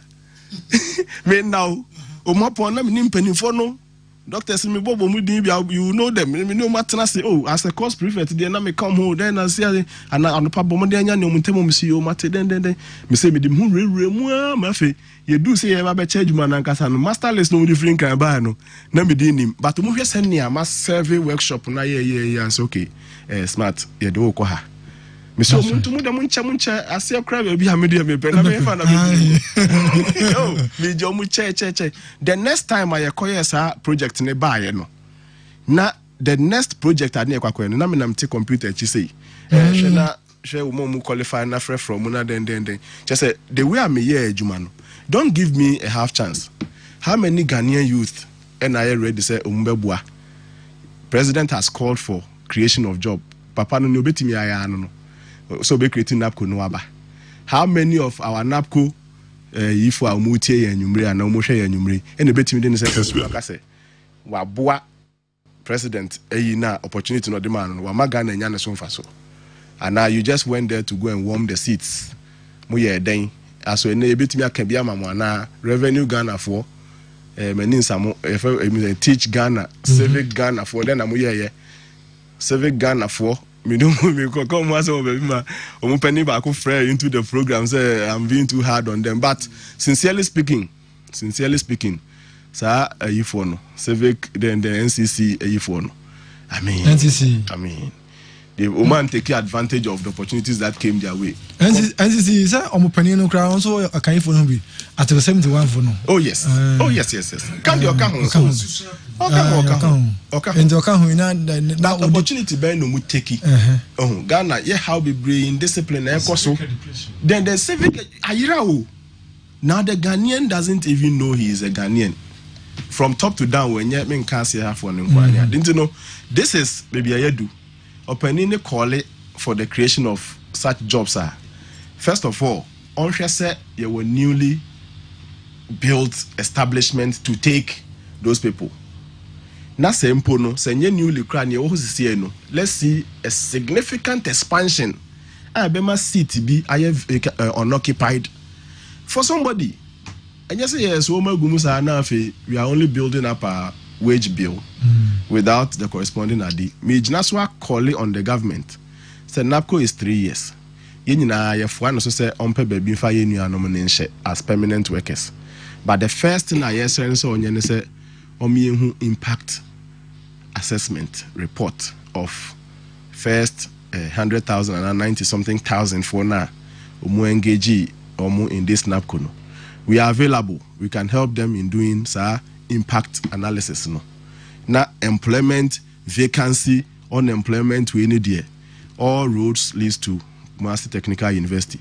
Bosome August yebe doso employment pa. Enye wa uko school ejuma ne ka na wa unko ejuma bia. Elementary job, artisanal jobs, professional jobs, then nyina our report nim. Nyina our report nim wa. Okay. May the copies of the book beba as we enter into August. Na yatix discuss in full. Into no asem papa na yebe doso ni pa. Dr. Smasapon we senior research fellow Kumasi Technical University. Now on research we are dum prior to 2020 elections Jindi Okrumah papa we ya na puwa oko oyewe ya na okose China ne hobe bi that's okokra ai ebom we ya na puwa oko no ko ba sande for Frasambe. So abono non kra pa osima ensia democracy Kessben 3.3 Kumasi Kessben 92.9 Accra Kessben TV na enanyum ye share read body bro na message bi aba ma yankin kan bi mamuna from my young them. We always talk about unemployment. Which government sold all the factories in this country? It was the this government. Ghanaians who say the truth. I'm Kramo from Obuasi. Also, good evening. Good evening to the panel members. Please, it's a hard time we stop individuals from building their houses because they are misusing our lands. A land that can accommodate over 2 to 40 people will be used to build 2 or 3 bedrooms. The chiefs and the government should work with estate developers to build the higher heights buildings that can accommodate more people and sell them by apartments to the individuals. In doing this, we can save our farmland that is being misused rapidly for building 2 or 3 bedrooms to save the incoming generation from a serious famine in 20 to 25 years in the future. From Francis Dego Esoyeboa na Anyumre and also Ede Eba. Good evening. You know that President Akufo-Addo is doing his part, but some of his MMDCs are not helping him to achieve what he wants to do. So tell Akufo-Addo to be careful in appointing his MMDCs this time around. Stephen Asante from Wasasa in the Wasa Amenfi East Municipality.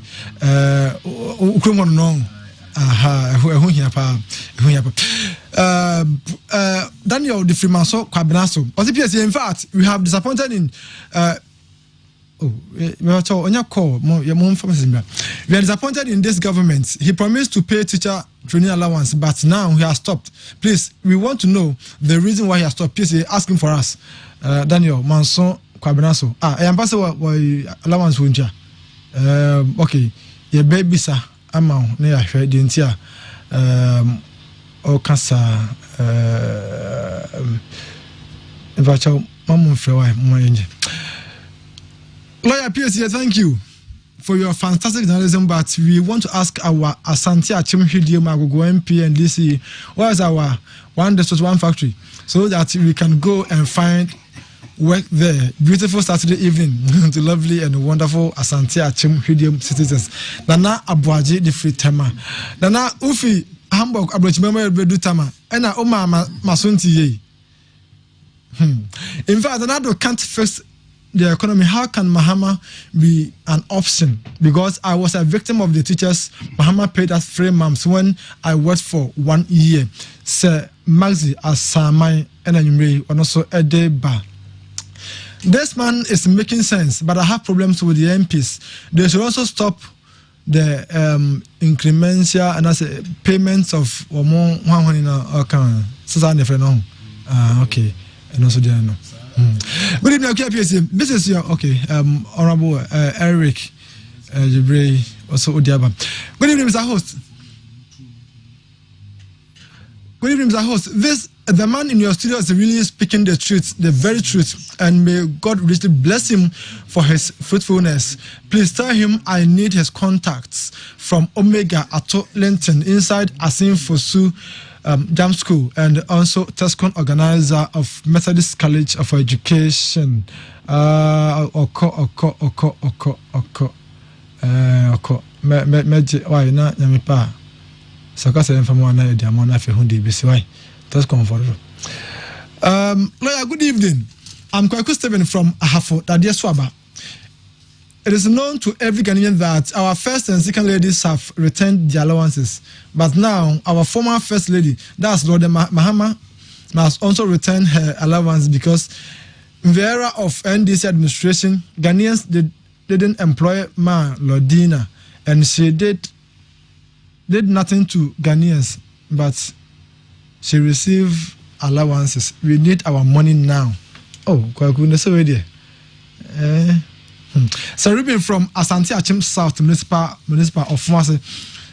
Ghana need hard president like ex Mahama. All right, thank you. We thank God for bringing all MPP party members together. African teacher of Kwabri East, Fawode. Makai okay. Good day. I'm Aziz Nana Genesis, listening to you live from Misa Camp Tema. I think the pull him down things should stop and motivate them, which I think they can do more. All right. They should not change their style and not immediate. Okay. Okay. Anyway, by Fufro. What's preventing His Excellency from releasing the list of MMDCs? Sure, Nanado led MPP have shown a great commitment from Alan Beba Akutiasi and also their or the air barodom. A best have a mona, the Akan Pacho, Yabe carried down Monsieur Bamo, but Lawyer Kise Jabin, the special prosecutor nominee, will appear before the event committee. Now, Osha Ninya no, to this to her now, and someone okay canoa. Mom for us, promise obey me IBB that can come out. The medicine is out here, Mapa. Now, a public committee so ajatum, saying Kabea, I mean, like Obian who decently, Salabecano. Umina said, yeah, approved on the Bibia Mkoye. Now, Yamfano Mbata, the new youngest acting IGP. Corruption. I mean, Yamfano and you 2-in-1. Now, intimate quite a phone. Meaning, say, was say, Yetna Hakrakasa appointments in Munuasam. Because I don't know what can I say. You see a representative. and the parliamentarians. Okay. For the first time, such a high office as a special prosecutor. I spend less than 2-3 hours. Yeah. I convince you on Majinatum. And the reservation be crano and no court down one boo. Now, you do so. May I just say, send you see Kasaya, send you representative for more. Okay. One more Jumane say, one more Ashenko for appointment. Your previous one, or the same war. Previous Amidu. Or the how many hours? Oh. She questions on Bisano. The fatu way dear questions on Bisano. And the those who know no, if you say or more you know, now on to me and so they are and Kawanko. Now the way no or the answer one monsono. I'm say as moon Bisano, who we fit. And now Ghana food be prepare I can't send be one home. Okay. And you who you're back now also the you ready. I feel no cotton never be seen back or Bausa. And we say, one am cotton year constitution. 10 members make us say, would 40 years at me Ghana president. I didn't know be 43 years. I want to be your special prosecutor. Where your questions in any more so be so be. Now,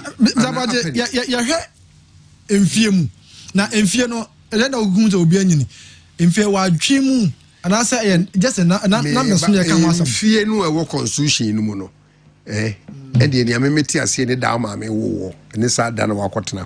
Okay. And yeah, why do you move to the a dear machine? It be what you if you fear with thee. So, and those say, you know, a cobar on it. Then if you say, a guy no, or you're so well vexing what they were asking him, say, well, Copon wants him could be say a crown, and she said, oh, crown, because say, unim what is happening or Ghana. Udi 40 years a bit me a president. We a lawyer. Udi 15 years or about with my Supreme Court judge. On no so crano, Supreme Court no cry above him me boy. So no dear Semna say anye ya over to me the accord. Afei em so oye adwuma so attorney general na appointed no boy. Yeah. On nominating good. Nipa on nominating no kra so kra no we penisi no na fe ko bisa ne yeji akopede bayi o de no kwa koto nchi akofa French ni akofa ne master ne mistress awade na aware no kra beto ya beto oh ena ye security agencies no omo wonno mo of years bia wo serve ansana ya mawo certain positions are push sanity police for say unye police for 20 years or so is it no is it COP as a commissioner assistant commissioner will say a chief superintendent you sanity 20 years 30 years we and uni ya yemfema and the name of work can't damp asem say or buy no imprenu ye jump for the tree nana as commissioner no na menye sure say wadi one more some of years now a qualify no so you should be a policeman for so long no enti ono qualify na say the amano na ya na dia toto ho ka no force odwuma ho no na nye doctor ni PhD ni MSc ni mu ni DDO nemu no normal of years ya wadi o police ni mu ne enema adwuma wadi proper police ya waye no eno mo evaluate e de post bi ma wo but it appears say stations be ato professional and experience yi na wo so a prerequisite to being an IGP na ego and ya fa academic in intelligence and quantity de judge so a doctor or youngest onye the youngest crowd or better so be 6 or 7 of be about me below 50 yeah so no to so much so go for be na can see police in kwana nsia no more canon we no the Fourth Republic no. Me ha che say oh na what so ne say obit man enra. Me pese me bi kan fa ho meka so e free nra be si ne nipa no. Bi a fa o de. Be tu be bi aka a fa. Nti no me de me gidi say oye good say ye de be man no because me hu na me say me hu why I was here kan was because the whole Ghana police for no ye define one number 2 ko see 40,000 me bwana also me 40,000 the whole Ghana number 2 na say number 1 no kwa one no ba number 2 neba into no dey atunu no die na special prosecutor so also obekaya to my time do ba na ye kan because institutional corruption no ya dia edu many nya bebre so na papa yi bay also ndi ono no obi o corrupt there also on the transfer crowd many what na ha ama mi du there pisa papa yi bisa obi me nyi ni da me selbo me mbesi me ka bi nkasenka recording so anka me mmaboa na afi kura meja enti papa wa bay enti mi amesi no be wontumi nye bibia on his own da onu nko di deputy minister ya minister cross obe control there on his own PNDC secretary kwa ya mani bida da ye man no ana bomb na brofo akese ani wi akese we oba ye ya ajapa kohwemu akotocho we nyina begu we timi nti won de na sem kra de me pese mete kra na maka ho asem nti the two no I don't know me ntimi compare me no kra now o si de na ye bisa se ono obetwa ye adwuma corruption no oh say me bo I say chrono the corruption say ni chrono ya IGP ba ko wo kui so say aye heaven ko na crowfood ye de two ni din say bisa we the obai no say nyankopon krantumi stop corruption of any infantry ni no and this a corruption there like yeni man pani kuma dey go for there so kind and he is stopping it entirely media now obema ayedin say obe corrupt na office ya senior na make an ye ma ye tiase mfiti ase no afi ko ye mra no de beto ho no ama powers yin gidi se owo no enye sa powers e wo mra no nti na ma ho no asem no ka constitution doesn't allow Allah still vested in that aton je nti he say ono ne that special prosecutor that you know near constitution ni ye ni nyina no alien kakra nti ama wuntumi emfa corruption enhye ono nko a wa bere owo master I say otaje na bia wo ba ya wo se on the board wo so ye independent once your board wo there how you independent nti once ya your friends attorney general wo no for to prosecute na fin so ukon ho kokana asem asem nyina che na se o ka bi chira se o ka se ho mpenia o le be ko high court me boa ama put it to you yakoba mfie nwotwe ne ni asem no wie nti on your banner from there. But that's it. Hi, my name is Braik from Bonsu Nkwanta. Nanado is doing very well for Nation okay, I'm also there. No. I mean, call messages and proper. I mean, Kaibi in free her. Please, we need job to do. Daniel from Bamianko Ajomoro. Bamianko Jomoro Ajomoro Jira. Okay. I don't know. Yeah, Asante Achim Bakubo. Ayo, Bishop. Ayo. Our training allowance is what some of us used to pay our school fees. The president should pay us our money back by Joshua inside Kete. And that so no cry. Besa race. NCC for Ninko for no was allowances or so much to my Ghana for the account once. There was a 10 billion teachers who and cover by just to entice them. And now a buyer no buzia betray mukra and almost for and then so your teachers a good teacher for the crown. And you say ye depoliticizes and I can't ne actually Nama Obiatias. And a face to training colleges in Cranso, a Dawson. Baby, omit me fenipa be say 2,000 so no more fenipa 500 ne biakwa and ni nyina ko universities ukase ko ye fro bi kuro mana ne boafu but the whole thing saying to me convert be cry a year senior secondary school no be bia come fi say nkebeboa so ni nyina no once you be see the krom na okazo go twam ye ntoma ko jan bebam Good evening, Mr. Host and your panelists.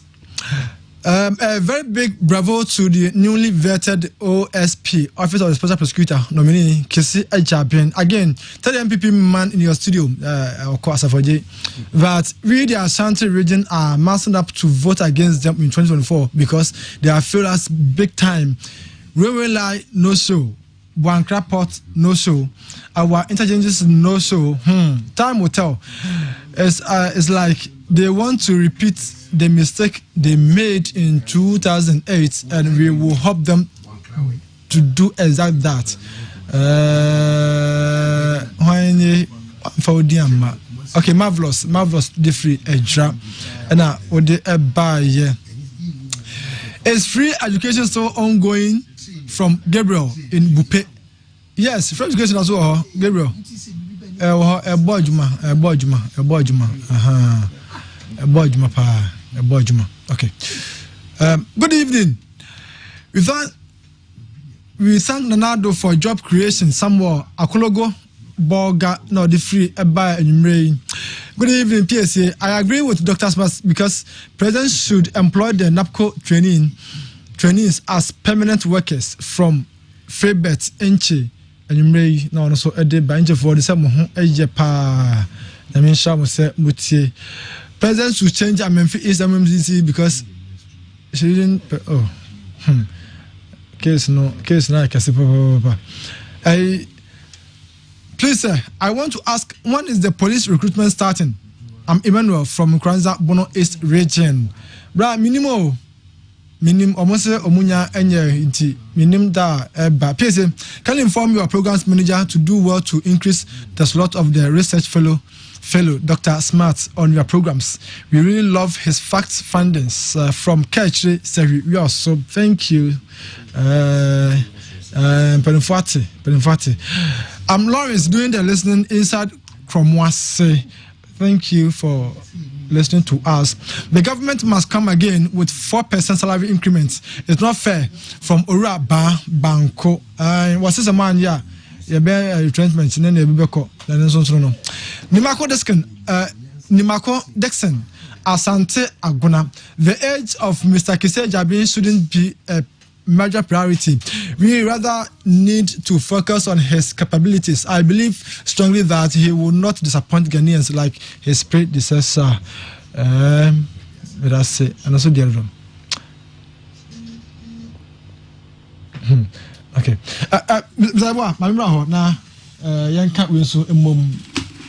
Special prosecutor nominee na fe IGP. Na Piesie on the OSP no kakra meka say de ya tena nya nwanwa amedu ba yebose pa nti ebesre say he should hit the ground running na onte abananim. It's say this MPP administration omo an create OSP offices. First OSP no ya medu yemisa ne say na dwuma no ekosi sen eso ye ni anase anso ye ni nti ebesre say waba no onfa no ma tunkwam na onye na aban no enti nanim wo corruption fight no na eye IGP no kakra meka ne say appointment no to chima kakra. Isan say ye ka bibiti say usumi ana osumi preko. Adena yanka say appoint IGP ni ya ka say appoint acting IGP. Na Piesie acting ne substantive difference wo mo. Kessben. Ba ketua kura no IGP aketua ne acting IGP aketua. So difference.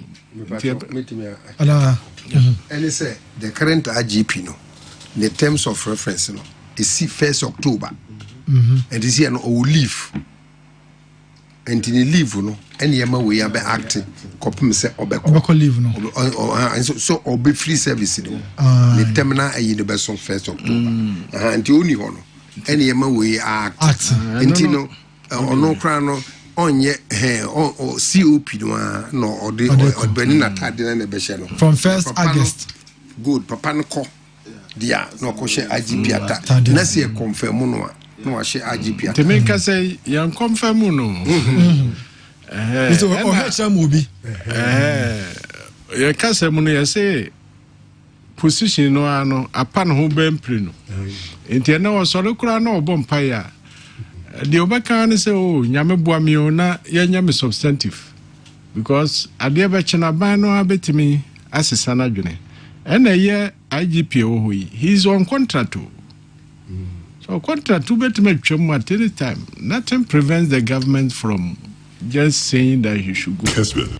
so because we're trying to 60 years no yi and yes man a contract the contract can be terminated at any time and to mesre say appointing authorities a ba appointment ana intwe make us say this year appointed nana yeah man I'm second ye to obey 6 months my 7 months my a dear pa next year this year yentime appointed CEOs came diaba David CEOs in Naso Bakramai inti abesre say CEOs the best say the social media number appointment say acting say adwura de kura bai ekwan bi so no MC no acting into osore kura no on tran district osore enkra no nam say de be ya ye begina tuma na ye nyini ntum inti abesre say appointment no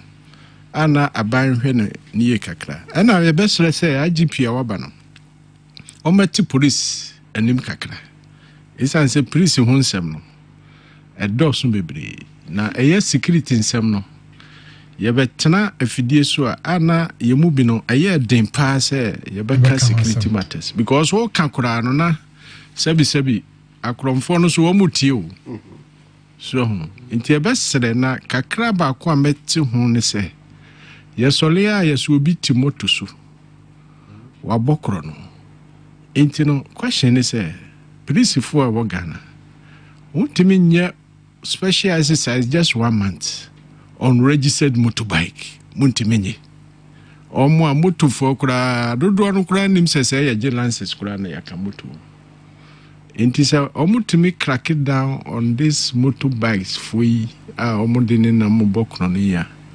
ebema eswati kakra na I have experience at the Adenta police headquarters. They did that special exercise about 3 months ago. Almost easy over 300 motorbikes. And my omo hiha omo kakra. Inti ya best say no so no omo hwe ho. And a basic intelligence pa no. As a police for no to kuni bebre. This one says so u recruit bi emu a. Ubusa akura bi say ehinefo na krachifo bi etnatra enum jot ba ko no anya jot no a omo betima kire o wura kuru bia mu ye beka so ebofo a omo fa ha enti principal omo nte anti omo ntimi nkwachiche sa boys ya omo hihye gatoi so enti yemu bi no yehu some of these basic infringements no ana a hard drink akra nti ebesre say IGP no a oba no ometi police for anim na police ensam ne de amanfo edi police for atem achadodo nti waba no omaye bibi sronko ebema the image of the police service no akwa animo kanena a police force military term no say a police service nti no omo abase omo besom oman no and under democracy so no without the police the democracy will not work the best say waba no ometi police for anim kakra mekana no erase mamenko Dr. Sponsor doc memra ho na afi yenyata mama TF4 ne Akua Piesie Asare bediako doc ne edikan menua pani kisi ejaben yebeba na kwaba wanyanya parliamentary approval yidi na ese enche bia obekọ fikasiem na omampani di najuma Ashensa. Sabe, so tiachia, a quine chia uhu. Na ni ochasano, ene ya na on time who se quine na chia na senchia. Nitia ye, and you're only the very first special prosecutor. Me de biada me denya me asese me firstborn. Nti unya the opportunity of seeing unuanum penimfo uhu seniors uko school na uhwe ha ni ane de ye no afa ni ane de nye na wo dane dane sa ase na be ya wo de be ye better. Oh yes, second born, third born na wo be sa ese unua peni na de wa be bobra nyame anim ni because ye de bi mu di wanim se na be ya be stadium na so timi da to bra wa ye ni ye nti no ba munye ayifo no second third born for na mo ya ye no munye careful. Good. Nti no we huni ni apeni senior Martinamidu me of adamfo yes yan kana sembio nti no we hu ni oye ya eye papa me sure say senior lawyer Kiesie Asare ehun bi ni oye ye nso a na enye eno so no lawyer Kiesie Asare ehun bi me very sure say opese Olive good marker opese o ya ade ma Ghana ye nyina ebo yensem manu a obetimi asua de free Martinamidu ni oye ni yie ana ne awanye ni yie obetimi asua de bebre afrim. Luckily for him ye niti ayeye ba ko bi nso ne se oba wa hakoto mame deputy ni wo hodo mu a ono se very experienced prosecutor intino ohia institutional memory. Oh, the way na muye say we na muye say at least mame no benya kakra bi aka kire no ansa na files ne hand over near senior Martinamidu nso jaaye no so kenkan mu ni ade a ono anso nso timu bia ohun ni na ekoso the euphoria omanfo ne domo eboje the establishment of the office of the special prosecutor ne so ene niam na ka yemu bebre ya hwehwe free sa office ne ho omura me focus on corruption, organized crime ne sa nema ne nyina me focus so no enye ye afedie for almost several years senior Martinamidu tina ho a ye hu hwe sa koye the talk corruption is fighting me cry me here cry sabi at my age meaning say anybody who tries to fight corruption will fight the person back. How much more senior Martinamidu near the jamuna even at your age senior Martinamidu work retirement for a long time. I mean me nana kwamba say in the can asem say onu uchi na enye police ni grab me to catch police offense so go si medwa obenne. Oh, do you get it? Then even you at that age went in Ghana. Corruption is fighting me and I won't do this. Jerry Rollins said I shouldn't talk. This one said that too, please. Mestre, Kiesie Asare very young, very energetic, determined. Now was set a good example. If you see on it. Na Attorney General name young ones Professor Mills by or my young ones in the coin na don so President Sabenina. I this is also an opportunity for a young man or so nye bibima yenso young men yete so no ochine bi obi recommend ya wetimi aka so museso young man by otimi be boy adwuma so ne ade ntino onso ba betimi aye na yemfensua ade nso nka ho say age is sometimes just a number. Sabe enti na mpanimfo wo ho no moma young man ne kwan a mobetimu de munyansa ene mo experience no aguide no ya ngo bi a sabe na microphone kita ni sema no otonyum onyum to ni kama po nyum to pa no onyini be so microphone mu ya mfa anwo no. Experience is not by birth. When you give us opportunity moma mabunu no kwan a igakra we will gather the so called experience. Enti na NAPCO say me de bia na me bomb in sema NAPCO no because within 3 years no sa employment report no I guess they be discuss pa within 3 years no obi of fan serious bia would have acquired the needed working experience for na say here no obi of fan NAPCO serious bia would have experience 3 year working experience in there uni kra na enye no. Enti no mo my opportunity to send a NAPCO for any opportunity I mean you say be more fan serious but do na e be fan serious no and nay umbetimi dum say work as I have 3 years working experience ebia with health service and now with baby near day. I think say yɛbɛma no akɔ aba na mmom no yɛawohyɛ ne well ɔntumi nya anka wanye saa adwuma no sɛ ɔbɛyɛ ɛna nyame na mɛkyerɛ ne sɛ corruption is from Adam ɔmampani de ɛwuo kufoɔ di kan aka aha na yɛhwehwɛ sɛ even though ɛyɛ kanka yɛ ɔhaw a ɛha ɔman no yɛpɛ obi a obɛtumi de ne ho agyina mamada Ghana sɛ Ghana sɛbe maame Ghana anaa mada Ghana ne ba nie na saa ne ba wei deɛ ɔbɔ Ghana agyapadeɛ Ghana sika ho ban ɛnyɛ sɛ ɔte hɔ na ɔhwɛ na Ghana sika na enyunu gu dia na nkrofo di Ghana sika a menua piesie Ghana sika oh enti no waba yɛ manakɔ aba ɔmo yɛ hu sɛ ɔwɔ the agility the resilience no a ɔde bɛsom ne man menua penny doctor dampare nso yɛ manakɔ aba yɛ bɔ mpa yɛ sɛ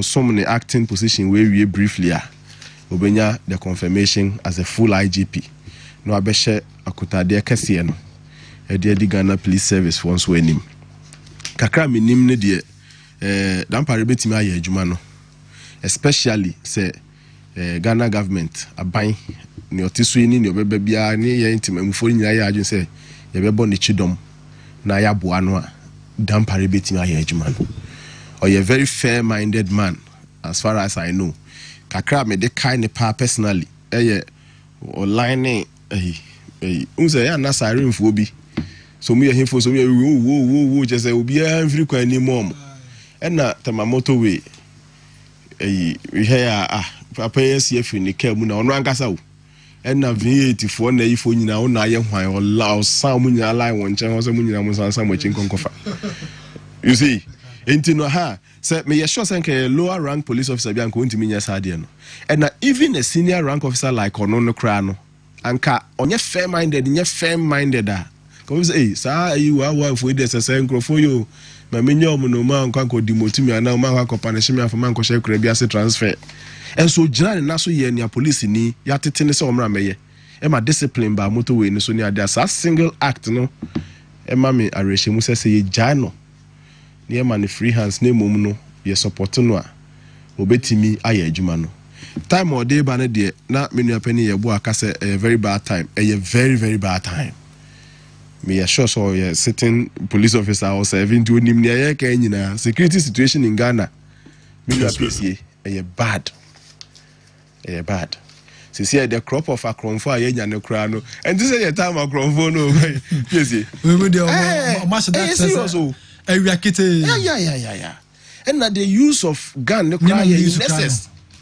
Those days now, but this Ghana see and some contract killing or BB. Yeah. And then they buy you a bag, mammy cry to enough a bag, mammy so yet to do.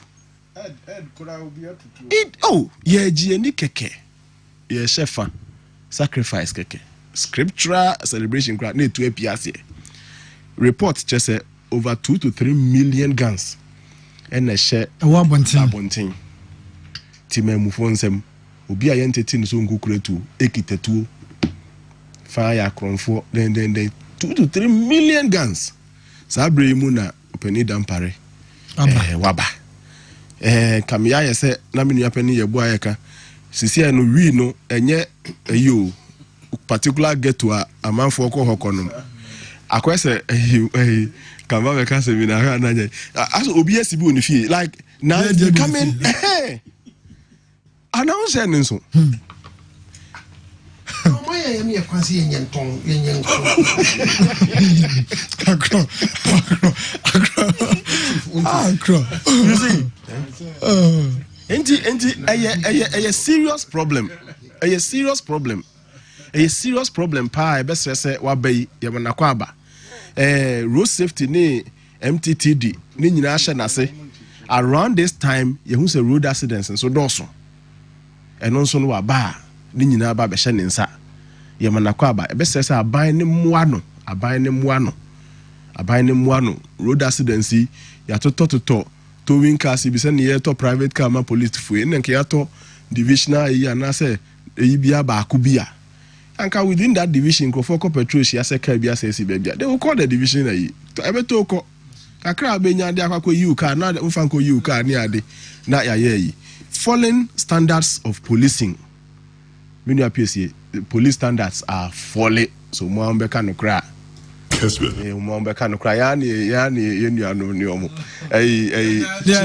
chief supo abrakwa me chia wanyumre good evening anyumre me ma good evening kese pa o de me na me ana me senior no permission to talk about your men kakra standards are falling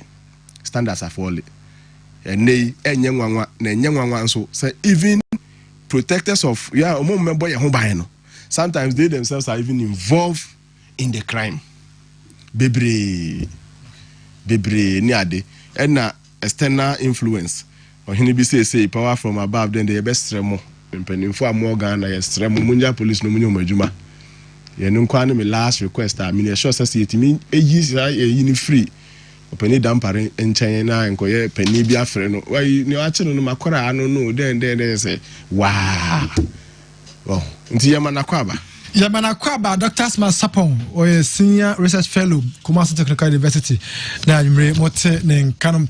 Good evening, sir. This government has disappointed Ghanaians. The health minister is telling us that he is not thinking properly. Then this country is moving to a wrong direction. Thank you.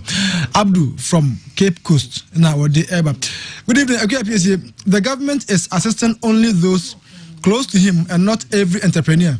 We submitted all the documents required to the Kessben Bank through 1D1F Secretariat. All 3 years now without any response from the bank. Meanwhile, we have been able to produce biscuits from plantain with FDA approval from Eric Amo.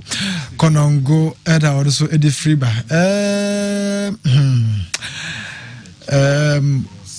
Honorable Kojo Banahini Bediako. In Zuta Command Peposo. Such a central DC was saying with Tiemo Pa, was so I'm job papa. Dr. Masapon was saying you are Joe. I recall also our Chownam Edward, so on, or Chamo Pa, Edmira, but I need Bidiaco, also Democracy Party. Good evening. Yes, I'm from Asante Achim South. I want to contribute to your program and say something to Dr. Sapon. Doctor, do you also know that after the NAPCO recruitment, some of the government institutions denied the NAPCO personnel into the various institutions by the government? In fact, it happened, so talk about that very bad. Thank you. Okay. Please, great Dr. Smas. For me, I always feel excited anytime I see him on your in your studio. Stephen Asante from Wasasa. Wasa Memfi East Municipality. Also so about non-crop on Sima Advanencia. Democracy, Kessben is 3.3, Kessben 92.9. The phone number in studios now, Ebro. Number is 0551 444 Which number 0551 444 933. But now also I don't share Nafi if we are not yet. Your panel members so adding in common na your chum. Hello, good evening.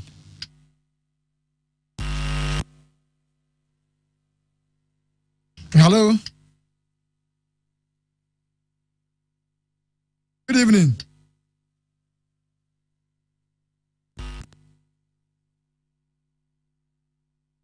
Hello. Yeah, good evening. Na adisa.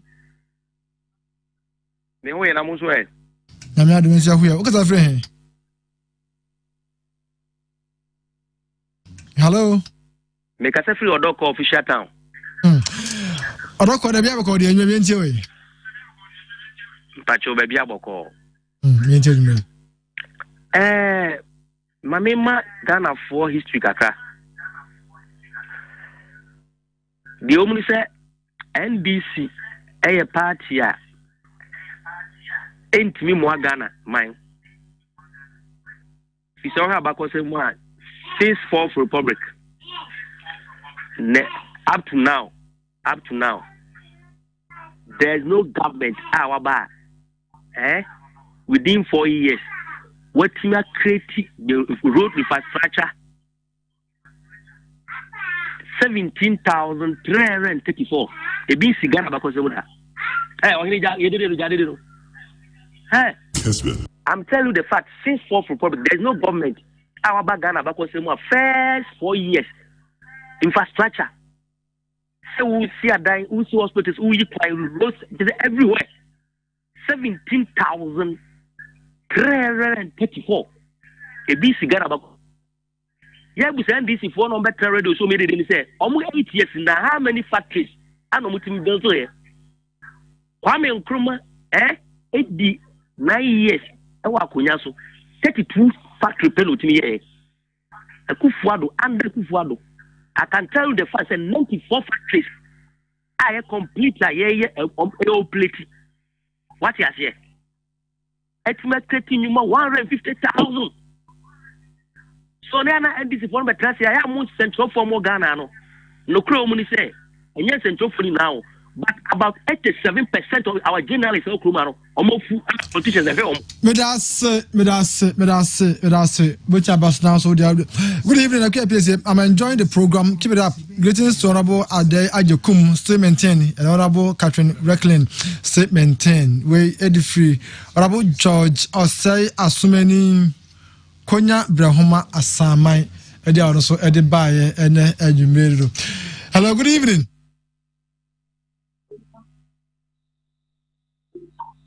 Hello. Hello. Yes, sir. Me mwajo kasa free here for say. Pase me kasa free gila. Hello. Ajua mi enche o. Ate frame something. Me kasa free gila. Me enche yetio. Go ahead. Oh, say you just man.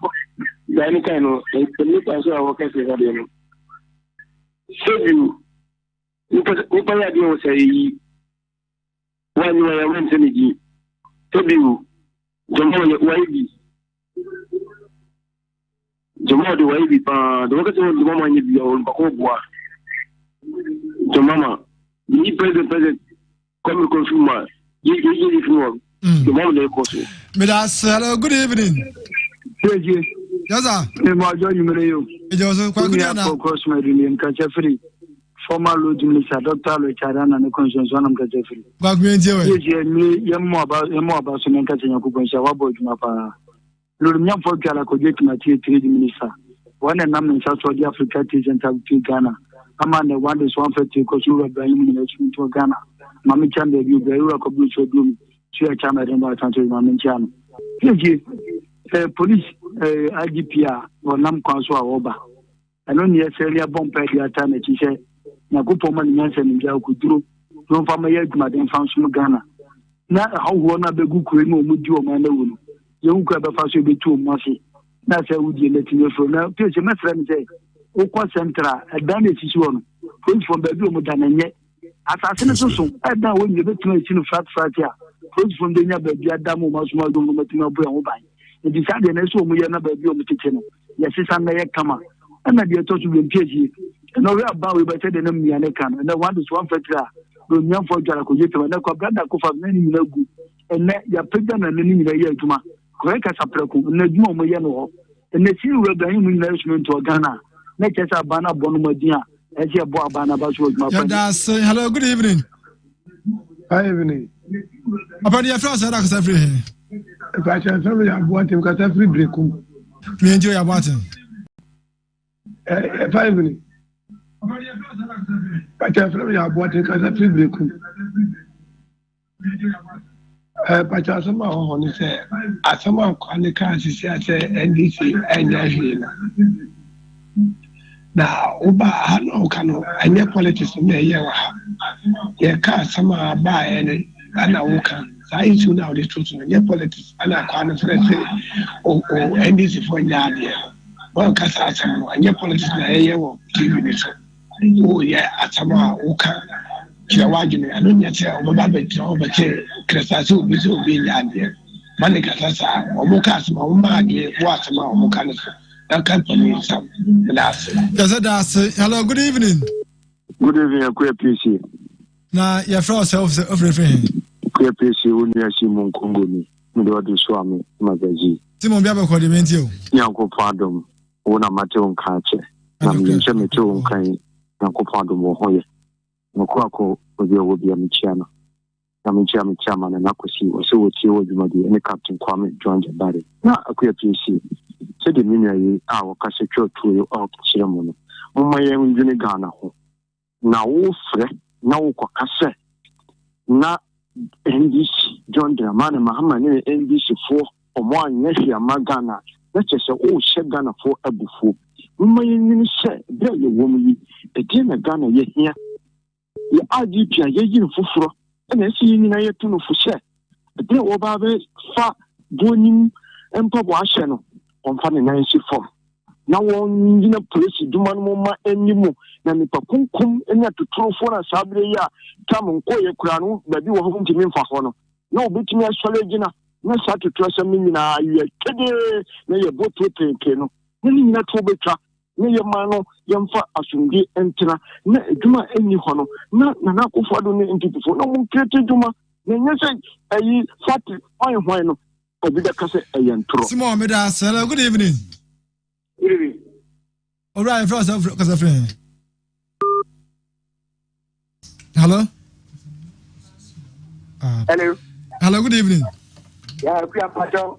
Otu ko na so we so and come on the way. And council.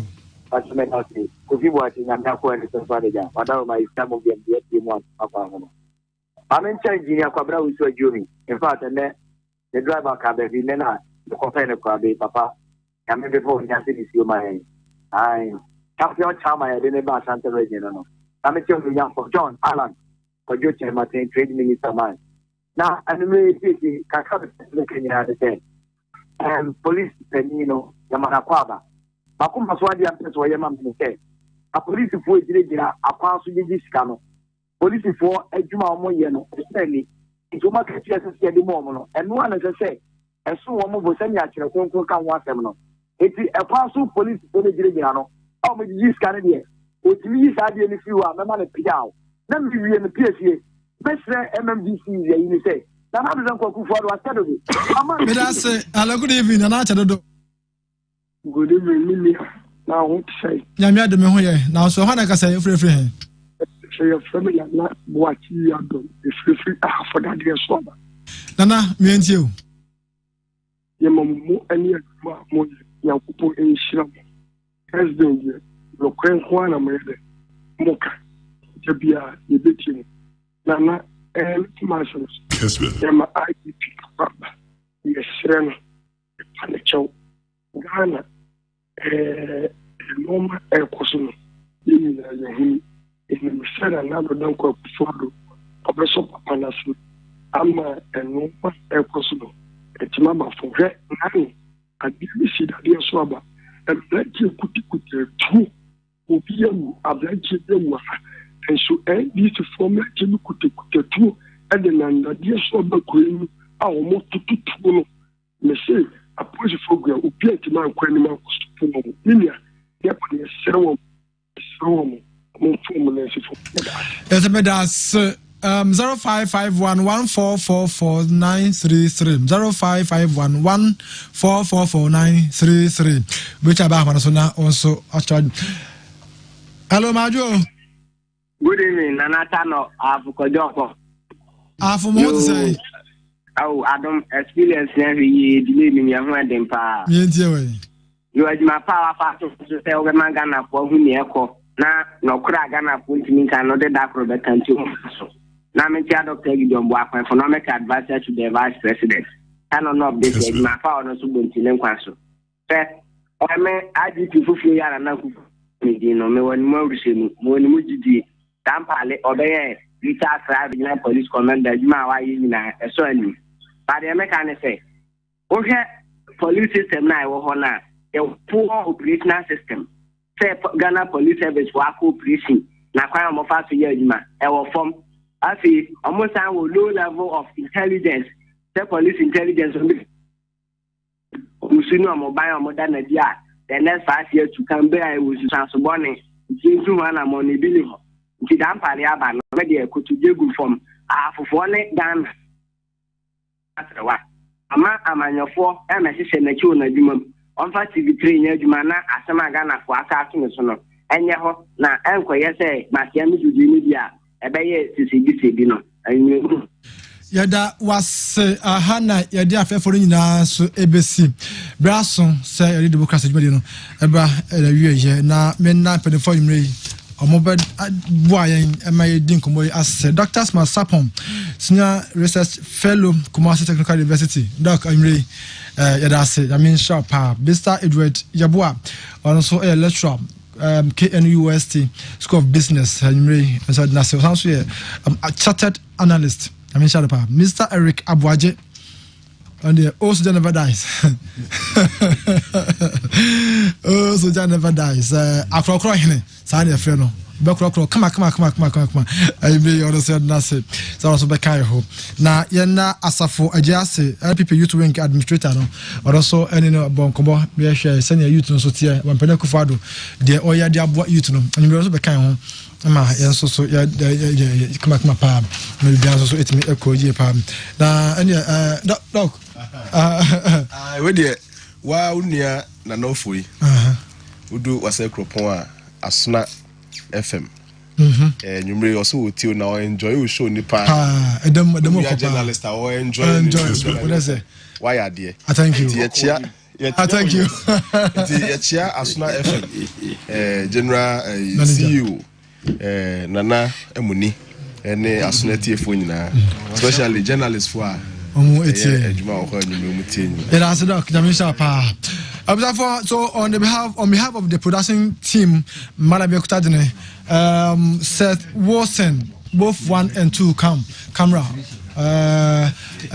Amos technician on duty or no so na sanso or directly Kosi Debra sound and coffee to pass or so the boy vit no the imagine me dey Akua Piesie Asare dey community me na metremu e dey lawyer ohina man kwajan e tie dem ase money na fe money share na me aduma da sene besan so ene mo hia o Kessben 93.3 na fe Kessben 92.9 e di